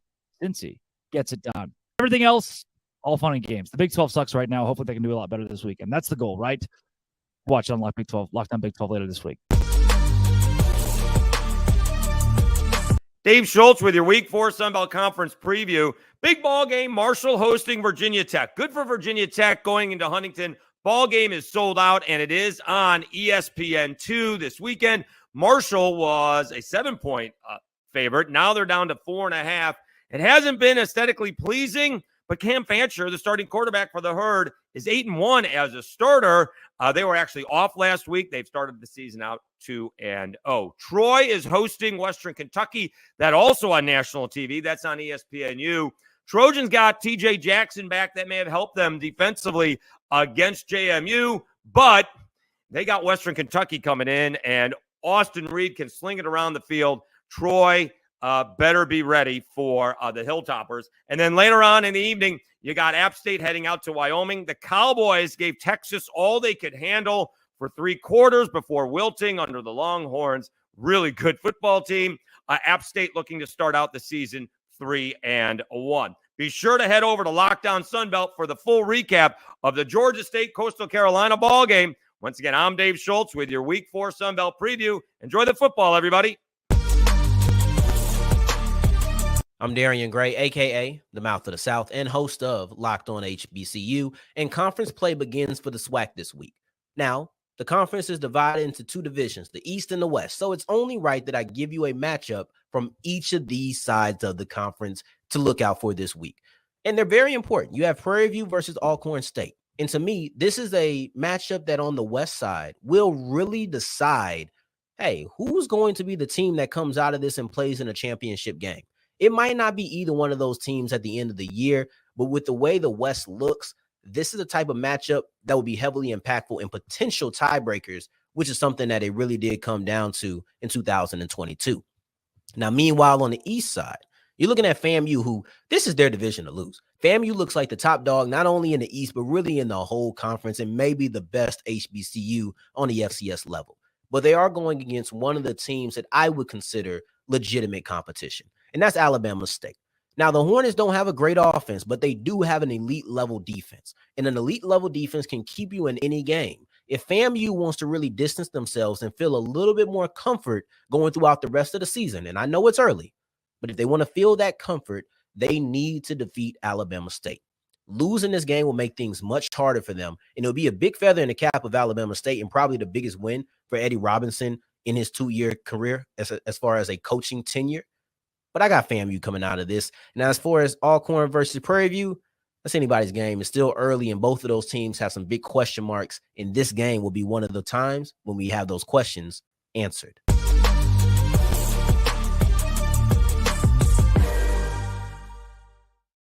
Wow. Daylight come, and we want to go home.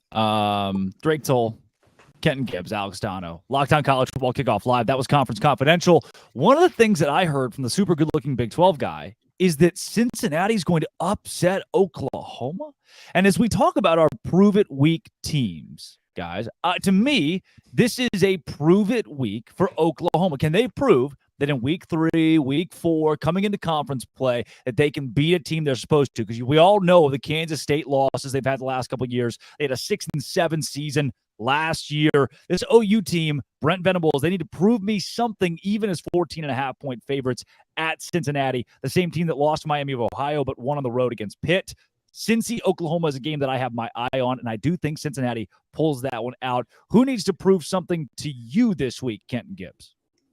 I mean, I agree 1,000% with you, and I hate to piggyback off you, but number one, I've got some inside sources that tell me that the Big 12 guy, he's wearing a toupee. The hair really is. You know, I heard this was it's 3 funny, ball Kenton, guys. he hasn't gotten a haircut in weeks. It looks the exact same every time, and I don't understand it.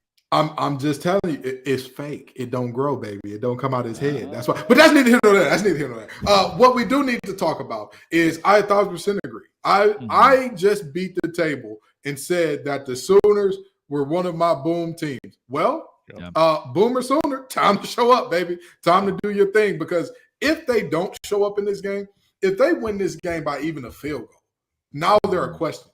Now there's, are you this good? Because we saw you struggling against SMU. SMU now is technically a Power 5 team, thanks to some finagling and some haggling with the ACC and all that good stuff. Thanks to some money that we don't know where it came from, but they raised a couple $100 million over. I wish I could raise a couple $100 million that quick. Just give me $8 million. Just give me $8 million. I'll be all right. But in all seriousness, Oklahoma has to prove something to the nation. And honestly, they got to prove something to themselves, because everybody said Lincoln Riley left and he took all the music with him. That was the day the music died, friends. Well, guess what? It's time to prove to us that the band is still playing down there in Norman. Dono, prove it to me. I'm going to go a little farther off the beaten path, because so many of these teams in big Georgia games State talked about it. Not quite. But I'm going to go with North Carolina. They are heavily favored in a tough place to play. They're on the road at Pittsburgh, and I know Pittsburgh is off to a worse start than anyone expected at 1-2 on the year. But North Carolina, to me, at number 17 in the country, undefeated, covering a 7.5-point line. It's not going to be a cakewalk for them, favored over a touchdown up there in Pittsburgh. And, they have to show us that they can play consistently well if they're going to try to climb inside that top 15 after this week. And, they had a little bit of a rocky game against Appalachian State. As Drake mentioned, they give every Power 5 every year trouble, but some people were a little bit down on North Carolina after that. I think they have an opportunity if they can win comfortably on the road against Pittsburgh, because any ACC fan knows that's not an easy place to win. North Carolina can really prove us that they belong in the top 15 this week. Guys, one of the teams that I still think needs to prove it, and I'm sure you won't disagree, that'd be the Georgia Bulldogs. You think, right? This has got to be the week they play a good team. This has got to be the week they have a big matchup, because they've been double-digit favorites, 20-plus favorites every week, even against South Carolina. And they struggle against the Gamecocks. They obviously beat the brakes off of Ball State and UT Martin. And this week, they get the mighty UAB Blazers. That's that SEC schedule for you. Georgia has not played a prove-it game yet. And at this point, what do you need to see, Kenton, from the Bulldogs moving forward? Because they get Auburn in a couple weeks, Kentucky, Vanderbilt. I mean, this schedule up and down is one of the easiest in the country, especially for an SEC squad.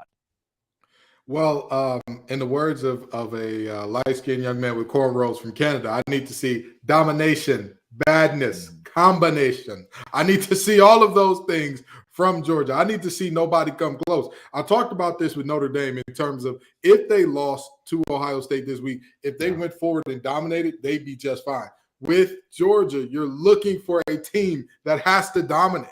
They cannot have – Georgia's prove it is not one game. They have an entire season. They've got to prove it every single week, because all of the teams that we thought were going to be good on their schedule, Joe Milton, Bazooka Joe, it is a bazooka, but guess what? Bazookas have a large explosion radius, meaning you don't have to hit your target directly. Just get in the area. And unfortunately, close don't count in football. So, Bazooka Joe is a very fitting nickname there. But in all seriousness, this Georgia team has to show up and show out every single week. They can't take a week off and all of a sudden UAB sneak up on them and surprise them, because let's just say that was to happen, right? Mm-hmm. Let's just say that is to happen. They lose to maybe one or two of these teams that are, mid at best. Do they get into the playoffs? We haven't seen a two-loss team get in the playoff yet. So why would Georgia be the exception? No. And so Dono, let's go through the next couple of games for them. So UAB, obviously a win. At Auburn, they'll be double-digit favorites. They'll win that game. Kentucky at home, double-digit favorites. They win that game. Vanderbilt on the road, double-digit favorites. Not till you get to that game against Florida do they really get what some would call a test. Florida got jacked by Utah. Then Missouri at home, double-digit favorites. Then Ole Miss at home. That's when things might get interesting. You already mentioned how Tennessee and the end of the year with Georgia Tech are both games that are disappointments. There is maybe one game on that schedule where Georgia's not favored by multiple scores. Dono, I just don't – this schedule's not preparing them for this schedule should not keep them from Atlanta, and it certainly shouldn't keep them out of the college football playoff. This is Bush League. Yeah, I mean, Georgia's been so bored. I don't know why their players are always in a hurry to get everywhere. They're racking up all these speeding tickets. I think that's the big thing. They have to show us they can honor the speeding limits. No, Dono, no. Georgia, they haven't been challenged to this point. We don't know if Carson Beck is a big-time quarterback yet. There's so much we need to see from this team. This man said the Athens Police Department is the only team that can beat Georgia at this point. So far, only one can stop them. Only one thing can stop the dogs. That's the law enforcement. Yeah, I think, Dono, you hit the nail on the head with Carson Beck. It's like, do we buy or sell on him? It's too early to tell for that guy. They took care of business against UT Martin and against Ball State, but South Carolina, they really struggled in that game to the point where there was a spot in after halftime actually where South Carolina had a 62% chance to win that game. I mean, they were not just squarely in it; they were in control for a portion of the game against Georgia between the hedges. And now, again, they don't get tested against UAB. They might not really get tested the rest of the season, depending on how good Ole Miss looks down the stretch. Maybe Tennessee can put it back together. But to me, I look at Georgia and I see a team that I think, all right, I mean, yeah, they're not as good as they were last year or 2 years ago, but they could walk to a college football playoff appearance with how down. I mean, we talk about how down the Big 12 is. Guys, give me one dominant team in the SEC. Can anybody tell me but at the same time, give me the dominant force in college football. We are missing a big dog for the first few weeks. We are missing the team you go, shoot, they've proven it so far, and they look legit week in and week out. Florida State could have been that, and then that Boston College game. Maybe Texas could be that, but they were almost tied with Wyoming in the second half. I'm waiting for the team that says, all right, we're them, and I don't see it yet. Kenton, Dono, do you disagree with that? Have we seen somebody rise above the crop here? I mean, with all due respect, and I know that people are going to look at me crazy when I say this because they haven't played anybody so far, but you can only play who's in front of you. Yeah, the boys with that big block M on their helmet have looked like gods amongst men. They have destroyed everybody who has defensively, especially, yeah, for sure. I mean, defensively, offensively, nobody has come close, and I think that that's the most interesting thing about it because we all know Harbaugh is not a defensive coach. Like as much as you think of his teams as physical in the trenches, that's where they're going to win the game. He was a quarterback. He is an offensive mind that doesn't get the credit because his offensive mind works in a way that he draws up a trap and an ISO that look exactly alike and are going to get your three technique way up the field in order to make that thing work. It's hard to get so deep in the X and O's on you. I have no idea what any of that means. Yeah. Don't worry about it. You ain't the only person. But the reality is very simple. I think Michigan getting Harbaugh back is much bigger than most people think it is. And I think that team is the bullies on the block this year. It's just that they haven't won a chip yet, so people can't give them the credit. And they haven't played anybody and it goes back to my point. I do believe Michigan is a college football playoff caliber team. They beat Ohio State this year. They probably run the gauntlet in the Big Ten. But to this point, they haven't played anyone. Who is a team that has played somebody and won a big game and then has just dominated and taken care of business? Again, I think Florida State's a team to make the case for until the Boston College debacle. So, I mean, give me one team, and maybe it's like a Miami who's kind of hidden down there still that has beat Texas A&M, beaten a Power 5 squad. Dono, I don't know yet who is going to be. Like, if I had to pick a national champion today. Maybe Michigan today. Yeah, I think today it might have to be. But again, what have they shown me this season against legitimate competition? They will. They haven't yet. I think it's made these first 3+ weeks a lot more fun, right? Because so many years we go into it knowing like, hey, a lot of years you can predict your top 4 before the Alabama, season even starts. Clemson, Ohio State. But this year it's like good luck. And I also think it's, and obviously, the super conferences haven't been consummated yet, but with all this talk about conference realignment and super conferences, it's great to see like that the SEC hasn't been looking that great so far, but it's just interesting, right? For the college football storylines, and the ACC has looked a lot better than expected, and a lot of folks think they're kind of being left behind in the super conference race. So I'll enjoy it while I can, because are we going to be having the same conversation 4 or 5 weeks from now? Probably not. I think we're going to have a better idea who the superpowers are. But for right now, I'm enjoying it. What if we see a Florida State, Penn State, Utah, and Texas college football playoff? All four of those teams are squarely in the conversation right now and have the schedules to do it. If Georgia slips against 2 teams, they already have a bad schedule. They're out. Bama already, it looks not good. I don't see anybody in the West going to the college football playoff. Georgia's the only playoff team in the SEC right now. And if they slip up somewhere, it's got to be somebody else who hasn't been a perennial. Clemson's down. Ohio State, to me, is down. We could see 4 teams who are not used to being in this position being in the playoff at the end of the year. Penn State leading the way, like you mentioned, Kenton. Obviously, Michigan right there as well. But there's a legitimate chance to get some new names, some new bloods in the new era of college football competing for a national championship, which I think would be great for the game. Kenton, I see you're chomping at the bit with something here. Wouldn't that be so zany for the last year or 4? Wouldn't that be? I remember when the playoff first started and everybody said, look at the FCS playoff. It's North Dakota State every year. That's who wins it every year. If you do it in the Power 5, you'll get the same thing. Bama every year. Bama, Bama, Bama. Now look at them. They can't even find a quarterback. They can't find somebody that's going to throw it and hand it off. Well, what a great time it is to be a college football fan. Again, when you think that things are at their most boring, if you truly look around the college football landscape, there is beauty all around you. There's excitement all around you. There is storylines all around you. Miami's got an 8th-year tight end, an 8th-year guy that still wants to seek a 9th year. Yeah, he's applying for a 9th year. Hey, what are we doing here? Every damn punter in college football is like 32 and from Australia. Everywhere, like it's not even rare anymore. They're all that way. And let me tell you something. Did we got more Aussie punters than anybody could have ever imagined? A rugby game doesn't see as many Australians punting that thing as we've got in college football now. But it's the nature of the beast. It's fun. It's exciting. Look at how many matchups we're getting. Where quarterbacks are going to their old teams. You've got Brennan Armstrong headed to Virginia tonight. You've got Phil Dracovic, who I believe Pitt plays Boston College this year. I could be wrong there. But you've got multiple quarterbacks. Cade McNamara in Michigan. You've got multiple quarterbacks that are going back to their old spot thanks to how the transfer portal works out. You've got DJU up there in Oregon State. Was he not the problem or what? It's so many great storylines.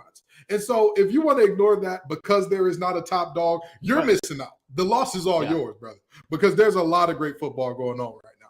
And we haven't even – there are more viewers than ever. Deion is certainly a big part to thank for that. And again, Kent, you missed one that's huge. For Washington State and Oregon State, they're playing for the Pac-12 championship, the Pac-2 championship this weekend right now. And so that's added a different filament to this as well, where we see a new era of college football that is yet to begin. We know it's coming, but it's yet to begin with. It's our last year of seeing the game as it has been for the last couple of decades. And speaking of the new era, they're talking about potential relegation between the Mountain West and the Pac-12 or the teams that are left. You know what I mean? In the words of Tupac Shakur, all eyes on me, because there's going to be a lot of eyes on potential relegation, especially with super conferences forming, where all of a sudden you get a tier 1, tier 2 thing, or you get the group of 5 becoming the tier 2 where y'all could bump up. You win. You get in the playoff, you could bump up, worst team bump down. How would that affect college football? There's so many exciting storylines going on that, again, if you're saying to yourself, well, Deshaun Watson ain't walking through that door, so this ain't as fun. We don't got a Jameis Winston and Kelvin Benjamin, so it's not as fun. Well, we don't. If you're saying that to yourself, you're wasting your own time. That's on you. Every year is not going to have a Reggie Bush and a Matt Leinart. That's not going to happen every year. Enjoy what we've got while we got it, because this is a special time in college football. 100%. Guys, we definitely have to get into one of the wildest parts of the game every week. That's the coaches that could very well get fired any given week. But first, Dono. Well, first, you got to get in on the action at FanDuel, my friend. Snap into NFL season with FanDuel, America's #1 sportsbook. So many college games, great games on the slate as well. And right now, new customers get $200 in bonus bets guaranteed when you place a $5 bet. That's $200 in bonus bets, win or lose, when you place that $5 bet. So if you've been thinking about joining FanDuel, you hear us talk about them every week, there's no better time to get in on the action than right now. The app is so easy to use. There's a wide range of betting options, including spreads, player props, which are so much fun, over-unders, and more. So visit FanDuel.com/lockedon and kick off the NFL season. FanDuel, official partner of the NFL. Guys, who needs to update that LinkedIn this week? Because I'm looking over at Oklahoma State and Mike Gundy, who just lost 33-7 to South Alabama. And a reporter said, Mike, how did your 3 quarterbacks, he's been rotating 3 quarterbacks. They said, how did your 3 quarterbacks, how did they grade this week? And Mike said, they were all pretty good. 33-7 to South Alabama. Mike Gundy has waved the white flag. He's given up, and he's ready to go. That LinkedIn is not only being brushed up, he has completely revamped that thing. Mike Gundy is my hottest seat this week. Dono. Well, I mean, you got to look at Josh Heupel at Tennessee, right? I mean, after do you? Listen, man, if trends continue like this, that team didn't tackle. They look pretty light, and I don't want to take away from Florida because that was a big win for Florida. But that's one of those where it's like you can praise one side and also bash the other one a little bit. That was a pretty eye-opening loss there, guys. And listen, I've said this before on the show, and I'm going to say it again. Depending on how this Saturday night plays out, I'm just saying Dabo Swinney, if he knows how to use a computer, he might want to start sprucing up that LinkedIn profile if things don't go very well for him at home against Florida State this week. Well, if he does, and Kenton, I don't mean to interject too much before you roll in for yours. If he does, Baylor might be calling. What a cultural fit between Dabo Swinney and the Baylor. He could go there, doesn't have to worry about NIL, doesn't have to worry about the portal. He can go 8-4 every season, 7-5 if he really feels crazy, and live out the rest of his career at the private Christian university. I'm not sure that Baylor will fire Dave Aranda at the end of this year, but oh my gosh, you get 8 home games and go like 3-9, which is what they're on track to do, then that's going to go very poorly with the administration. And this team won the Big 12 championship, Sugar Bowl, a couple years ago. These coaches, a lot of coaches in college football will set the standard. They'll set their own standard, their bar too high in the first year or two. Somehow they win with the other guys' kids, and then they come in and they crap all over it. Aranda staring down the barrel of that. Dabo Swinney with phone in hand. That could be an interesting development as the season comes along. But Kenton, who is brushing up their LinkedIn for you? Oh, it's got to be Jeff Hafley. I know that, out there in Boston College, that man, he's calling Ohio State right now. Hey, Ryan Day. Hey, big head. You got an opening on your staff. But the problem is there's another guy whose seat is getting a little warm, potentially hot. If Ryan Day loses today, Ryan going to tell him, hey, brother, I was calling you to see if you had a job on your staff. We twin them right now. We the Spider-Man meme. I'm pointing at you pointing at me. We both need jobs. What's going on? Very seriously, Ohio State is one of those schools where 9 wins a season ain't enough. 10 wins a season ain't enough. The occasional playoff appearance ain't enough. It's not enough there.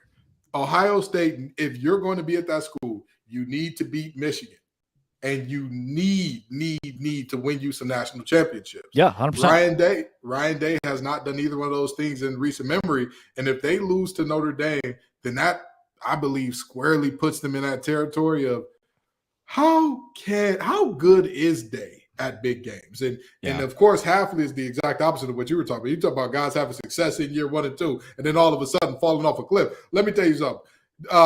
Hafley has been free falling since the day he took the job. The man has been struggling since the day he's looked in over his head. He has sold everybody that he's talked the talk. Every year he's the winner of ACC Media Days. People hear him and they get jacked up and say, oh man, he's going to be great this year. He's going to be something special this year. 3-9, 4-8, 2 wins. That's just what it's looking like. So, yeah.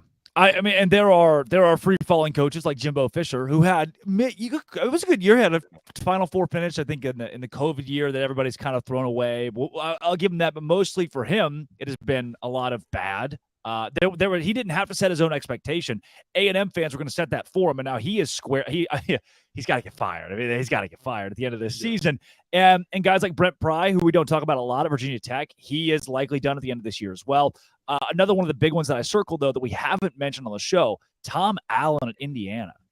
10 Windiana, we're all excited about how this team's been so bad for a long time. Reminds me a bit of Matt Campbell, just less tenured, where it's bad program, tough to win. You did it early on. You show people flashes of what the program could be. And then if you can't finish the job, Dono, you're going to have to go. Yeah, no, it's tough. And I'm glad that, you guys brought up a couple of others like Hafley. It's like at the same time, I don't know what the expectations really are there with the way things have been going at Boston College. But then at the same time, it's like all those boneheaded penalties at some point that reflects on coaching. And like if they'd committed a few less penalties, they might have just upset Florida State last week. It's like the state of things there. So it's crazy. Yeah. Ken, are you still firing Butch Jones? Because last week we really went after the man. Let me. I'm trying to be civil about this. I don't want us to lose our clean rating. Butch Jones, don't fill out a LinkedIn. Don't update your LinkedIn. Oh, no. Go retire, brother. Go retire. You have made your money. You have done this for a while. You have done this at some huge programs. You have signed yourself some major contracts. Your kids don't have to work if they don't want to. Go be a great dad. Be a family man. Be a family man, okay? This ain't you. This ain't you no more, Butch. You don't have it in you. You don't have the stuff. I'm sorry, Butch. It's over. It's done. It's done. People talk about what is the standard at different programs. Arkansas State has perennially been at least middle of the road, if not better, as a group of 5 team. And you got there and getting blown out so bad, you're crying on the sideline. Brother, I'm all for supporting people's mental health. I'm all for understanding these athletes and coaches as whole human beings. And sometimes what a whole human being needs is time off from their job. And sometimes the job is a little too stressful. And this job is a little too stressful for Butch. So Butch, go home. Go sit on your porch. Get the little rocking swing and all that. Sit with your old lady. Pour some Arnold Palmers up. Have yourself a good time. Do a little analyst work. You know what I mean? Yes. I promise you. Those are the best jobs. Yes. We'll give you a call at Locked On. Ask your boy Mac Brown how much less stressful it was when he was in the studio as opposed to coaching. Listen, come on with us. We'll have you on every week. Just do the Dan Mullen. Just call it. Dan Mullen was like, "Yeah, I'm not. I'm good. I'm good." Like South Alabama calls Dan Mullen. He's like, "I'm just gonna be an analyst. I'm not gonna." I'm good where I'm at. Know yourself. Know yourself, Butch Jones. Exactly. Know yourself. Be a cruise ship captain. Do something fun. Exactly. Speaking of fun, guys, one of I think maybe the most fun segment, one of my favorite segments. Both of us were remote for this one too, so it made it very interesting. And it's that time of the week. Our main man, the grand poba of Locked On, our Locked On College president. We run the biggest stories with Zach Blackerby on the Blackerby Blitz.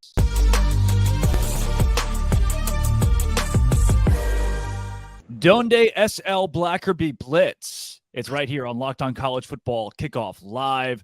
Zach, let's go through the biggest headlines in college football this week. Oh, no. Guy makes big hit on the sidelines. Travis Hunter takes a cheap shot. He had a lacerated something, and Deion said, don't try to kill a guy. What do you make of this whole deal?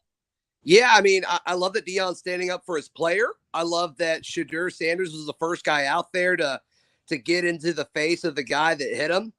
I mean, as a coach, you got to make sure your guys don't do that. I mean, I know that was a very emotional game and both sides made it super personal, which I love. It was incredible and people bought every second of it. The highest viewership of a college football game so far this year, freaking Colorado State. It's wild. At midnight, yeah. Yeah. I mean, so the passion's there, but as a coach, you've got to make sure your players don't do like stuff that can actually hurt people. Like I get doing whatever it takes to win the game. But man, Travis Hunter's a big part of what this team does. So I'm really, really interested to see how it moves forward. But as far as the hit itself, there's no place for that. It doesn't belong in this game. It used to be here. 20, 30 years ago, you could probably get away with that. Old school football. Today, for the better, we have taken that out of the college game.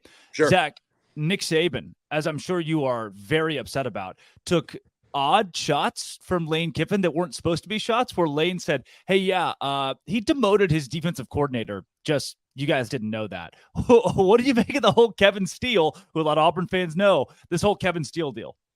Yeah, Kevin Steele, I think, was a good defensive coordinator at Auburn. I think he was a good defensive coordinator when Auburn hired him away from LSU. There was excitement throughout the program. I'm surprised Kevin Steele's not working out at Alabama because the main thing he did at Auburn was he said, okay, we're going to play base and we're just going to be better than you.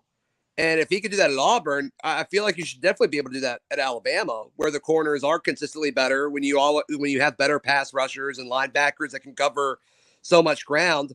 I don't think he's a great scheme guy, but I think he's a great motivator and he's a really good recruiter. That's why it worked at Auburn. So I'm a little surprised it's not working at Alabama, but also Nick Saban's under more pressure now than he's been in a hot minute. And that's saying something with the amount of pressure that he's built up at Alabama. So I guess I'm not super surprised, but I did think it was a home run hire when they added Kevin Steele this offseason. Pretty odd that it took an opposing head coach to alert the media that a guy had been demoted on Saban's staff. Don't see that every day. Zach, relegation is a new fun word we've learned this week in college football about how maybe Cal and Stanford to the ACC and then sometimes the AAC. And then, I don't know. There's a lot going on with it. I think the Big 12 should be relegated to the FCS. We call it a day. I don't know about that. I mean, relegation's a fun topic until you get into the details of it. Mm-hmm. And when you get into the details of it, it's like, there's no way this can work. There's no way that unless every D1 school gets together and creates an organization separate from the NCAA for football, it can't happen. And we all know that's not going to happen. No, it's not. Relegation would be it works for the Europeans and their soccer deal, but not for. But it's set up for that. They 100%. built it with that in mind. I don't think you can do that with something that's already created. Couldn't schedule for it. You can't. You can't schedule a year. 6 months in advance. There's no way to do it. Do want to give a big shout out to the Dartmouth family, Buddy Tevens family, legendary college football coach, winningest all time at Dartmouth, multiple Ivy League championships, who passed away after a bike accident. So heart goes out there here on the Black Review Blitz. Zach, and in other big headlines across college football. This is the big one. Auburn and A&M. Who wants to lose this week more? Yeah, hopefully A&M wants to lose more as I cover Auburn. But no, we're going to learn a lot about the SEC West. I mean, the SEC West traditionally is the best division in college football, and with Alabama and Ole Miss playing, and Auburn and Texas A&M playing, we're going to learn a lot about the division that's not the best division of football this year. I don't think. I mean, it could be proven wrong over the course of the year, but yeah, I mean, this game, it's about, I think both Hugh Freeze and Jimbo Fisher, they have pressure on them in different ways, right? Hugh Freeze wants to say, okay, I made it back to the SEC after being in the wasteland that was Liberty for so long. And Jimbo Fisher wants to stay here, right? Jimbo Fisher's got the moniker of being maybe the most overrated, definitely the most overpaid coach in college football. And he's got an incredibly talented roster that's not that good of a football team. Are they better than Auburn? I don't know. We get to learn that on Saturday, but it's going to be fun. I think there's a lot of storylines about this game that impact a lot of things. Because look, if Jimbo Fisher and Texas A&M lose to Auburn on Saturday, there's no way he survives this year. There's no way. That's Zach Blackerby, the Blackerby Blitz. Zach, thanks for joining every week. Hey, love you a long time, buddy. I love you too. A lot.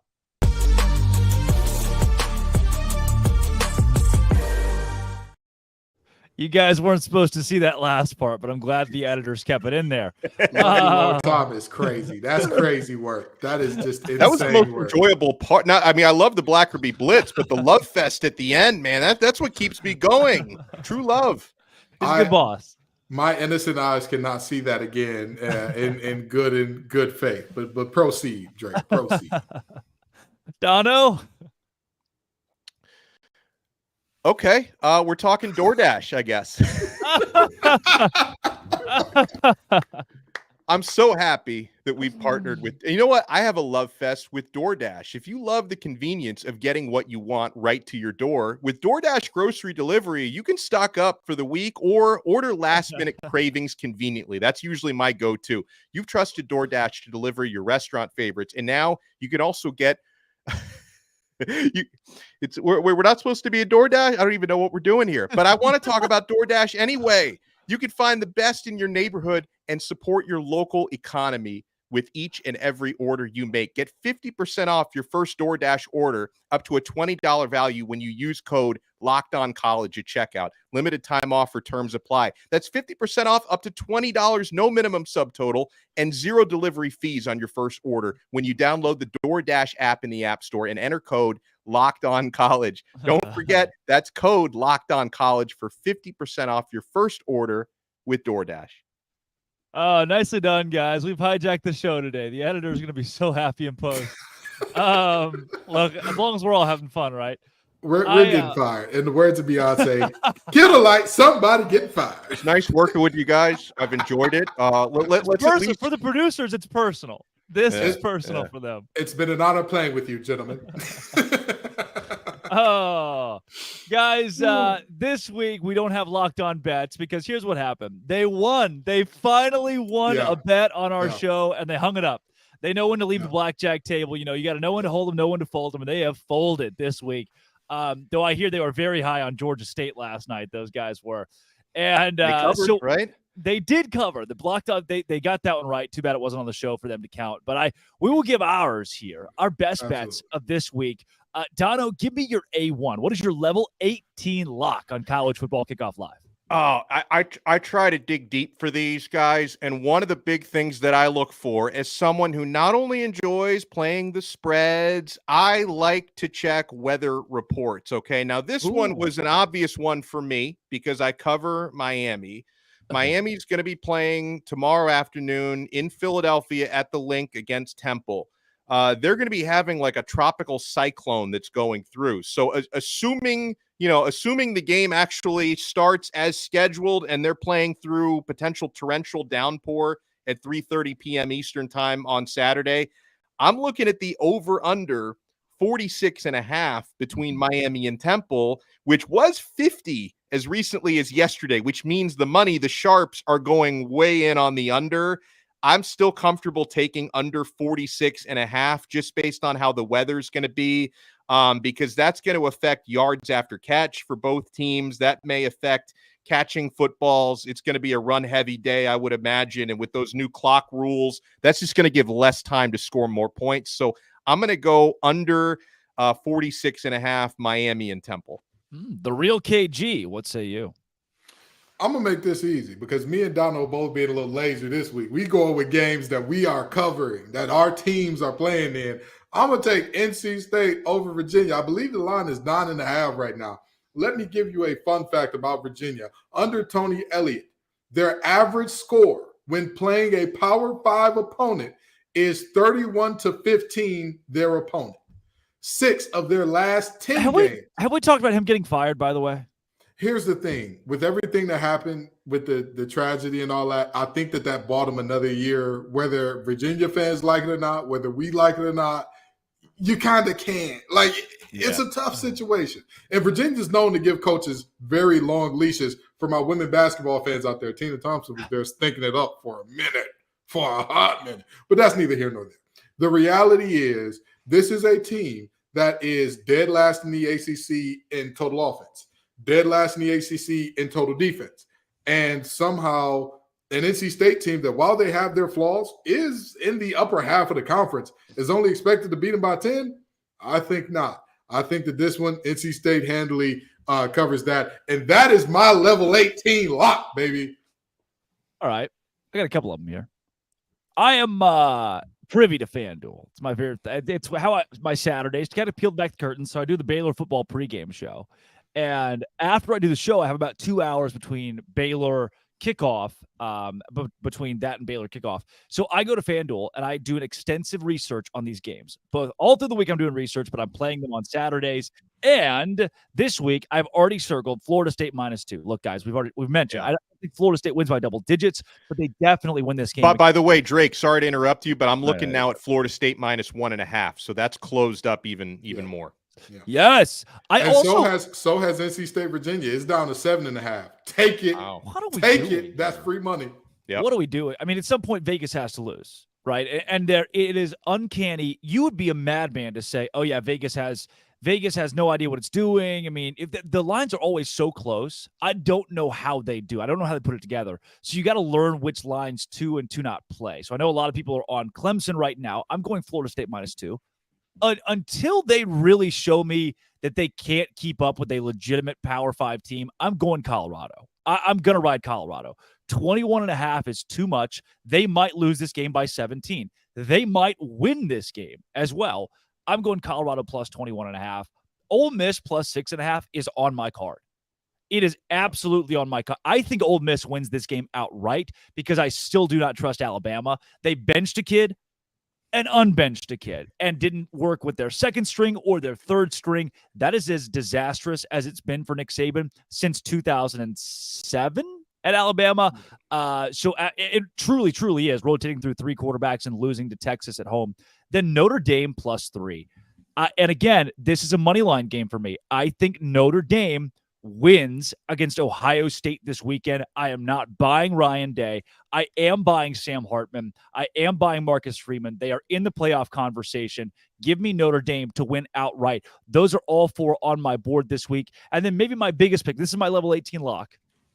Did you know the BYU Cougars just went on the road, OTR, to an SEC opponent in a night game and won over Arkansas, KJ Jefferson? And they are 10-point dogs against the Kansas Jayhawks this week. What are we doing? Double-digit dogs, 2-score dogs against Kansas. Now, I get it. It's not your grandma's Kansas. This is a good Kansas team. The offense is great. The defense has gotten better. This BYU team won on the road in a night SEC environment. They're going to march into Lawrence, Kansas, not just cover 10. They're going to win outright by maybe 10 points themselves with Keaton Slovis and that defense. Give me BYU, level 18 lock of the week plus 10, sprinkle on the money line. Boys, let's make some money. Let's do it. Let's do it. I love the Notre Dame pick as well, by the way. I think they're going to win that game outright. They're going to. Yeah, I think so too. I mean, everything they've shown to this point, and Ohio State has looked just okay with McCord at quarterback. Fellas, before we get ourselves out of here, that word that we've mentioned a couple times this show but have yet to really unpack is a relegation.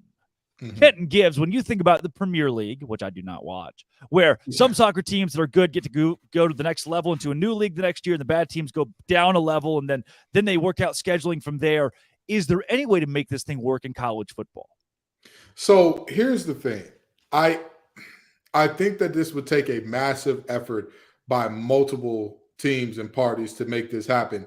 However, it's the Mountain West and the Pac-12's only hope for national relevance. Yeah. The teams that are still there, it's your sole hope.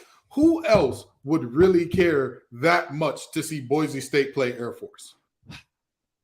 Who else would care that much to see San Diego State play Wyoming? Even Fresno State. Like that's a big game, but most years those two teams are good. I'm not watching it. But what does that mean? It's Pac-12 at midnight, right? We're watching that game. We're staying up at 2 a.m. for a non-Deion Sanders game. I beg your pardon. On a Thursday night, too? On a school night? Dono's got to take his kid to class. What are we doing here? What are we doing? So with that being said, I don't think that like in a normal circumstance, it's easy to work that out. However, if that's your only draw and play at like, this is our last clean hope. We've seen what these conferences will do when they get desperate. We've seen conferences add teams that don't make sense because it's like, this is all we've got. This is all we've got to do. This is all that our hands can play. And I think that relegation system would make it immensely more interesting over there, regardless of who's playing. Because now you're not just playing, we're not just talking Fresno State versus San Diego State for who's going to win the conference championship. We're potentially looking at Wyoming and not BYU, Wyoming and who's a bad team out of the Mountain West? Help me out here. Oh, wow. Nevada.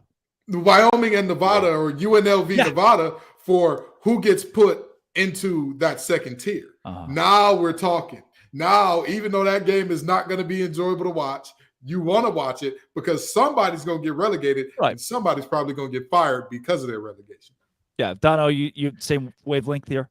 Yeah, I mean, I'm actually a big European soccer fan, and the promotion part of it is great for business. The relegation part of it, though, they need to do some serious study on that because then you're basically telling everyone we're not in as valuable of a conference or brand as we were before. That's why professional American sports, pro sports, they all use a franchise model. There's a reason why they decided not to use the Premier League European soccer model of promotion relegation because always being guaranteed to be one of 32 in the top tier. It's just better for business. Okay. So that's, you have to weigh the cost benefit analysis of this, guys. And I'm not sure if the novelty of promotion outweighs the financial implications of relegation. So I think they need to put some serious study into this because, again, there's a reason why. And obviously, European soccer has been organized a lot longer than any American sport, but there is a reason why the NFL, NBA, NHL, Major League Baseball do not use a promotion relegation because there is a flip side to that. Relegation being in the second tier is not good for business. Well, to me, it is the idea of student athletes, mental health, student athletes. 1 year you're in X conference, the next year you're in X conference. How do you recruit with that? And on the other side of things, how do you plan travel? College football can't plan travel. I didn't even thought of that. Great point. 6-7 months out. And now we're in a completely different conference playing a ton of different teams. And what do we do if football wins? Football belongs in the Pac-12, but cross country doesn't belong in the Pac-12. Do we only scale relegation on football? How do we have that? How do we open that conversation? So there are too many ins and outs of this, from a recruiting standpoint to mental health and athletes and travel, and affording travel, being able to pay for it, because Wyoming can't pay what Washington State can pay to travel in a relegation system. There's not enough time in a relegation system to build scheduling. It is impossible to do in college football. We will never see it in college athletics. Guys, we're running out of time here, though. I do want to get your one big take for this weekend. Kenton Gibbs, give me one sentence, one take, 30 seconds. What's going to happen? Notre Dame proves who they are this week, one way or the other. We find out exactly who Notre Dame is this weekend. Boom. Dono. Clemson shows us they are no longer the Clemson of the past 10 years. Hate to see Florida State win, but they're going to do it this week comfortably. Cincinnati. Those Skyline Chili boys at home, 14.5-point dogs against Oklahoma, a team that was below 500 last year since he went to a college football playoff, coming against a loss to Miami of Ohio. Of course, they're supposed to lose by a whole lot, but they don't. Instead, they win it outright because Oklahoma is fraudulent, as they have been the last couple of years in their first game of conference play. Cincinnati on top. Locked On College Football Kickoff live on top. Drake Toll, Kenton Gibbs, Alex Dono. Thanks for making us your lunchtime listen every single Friday on Locked On College Football Kickoff live.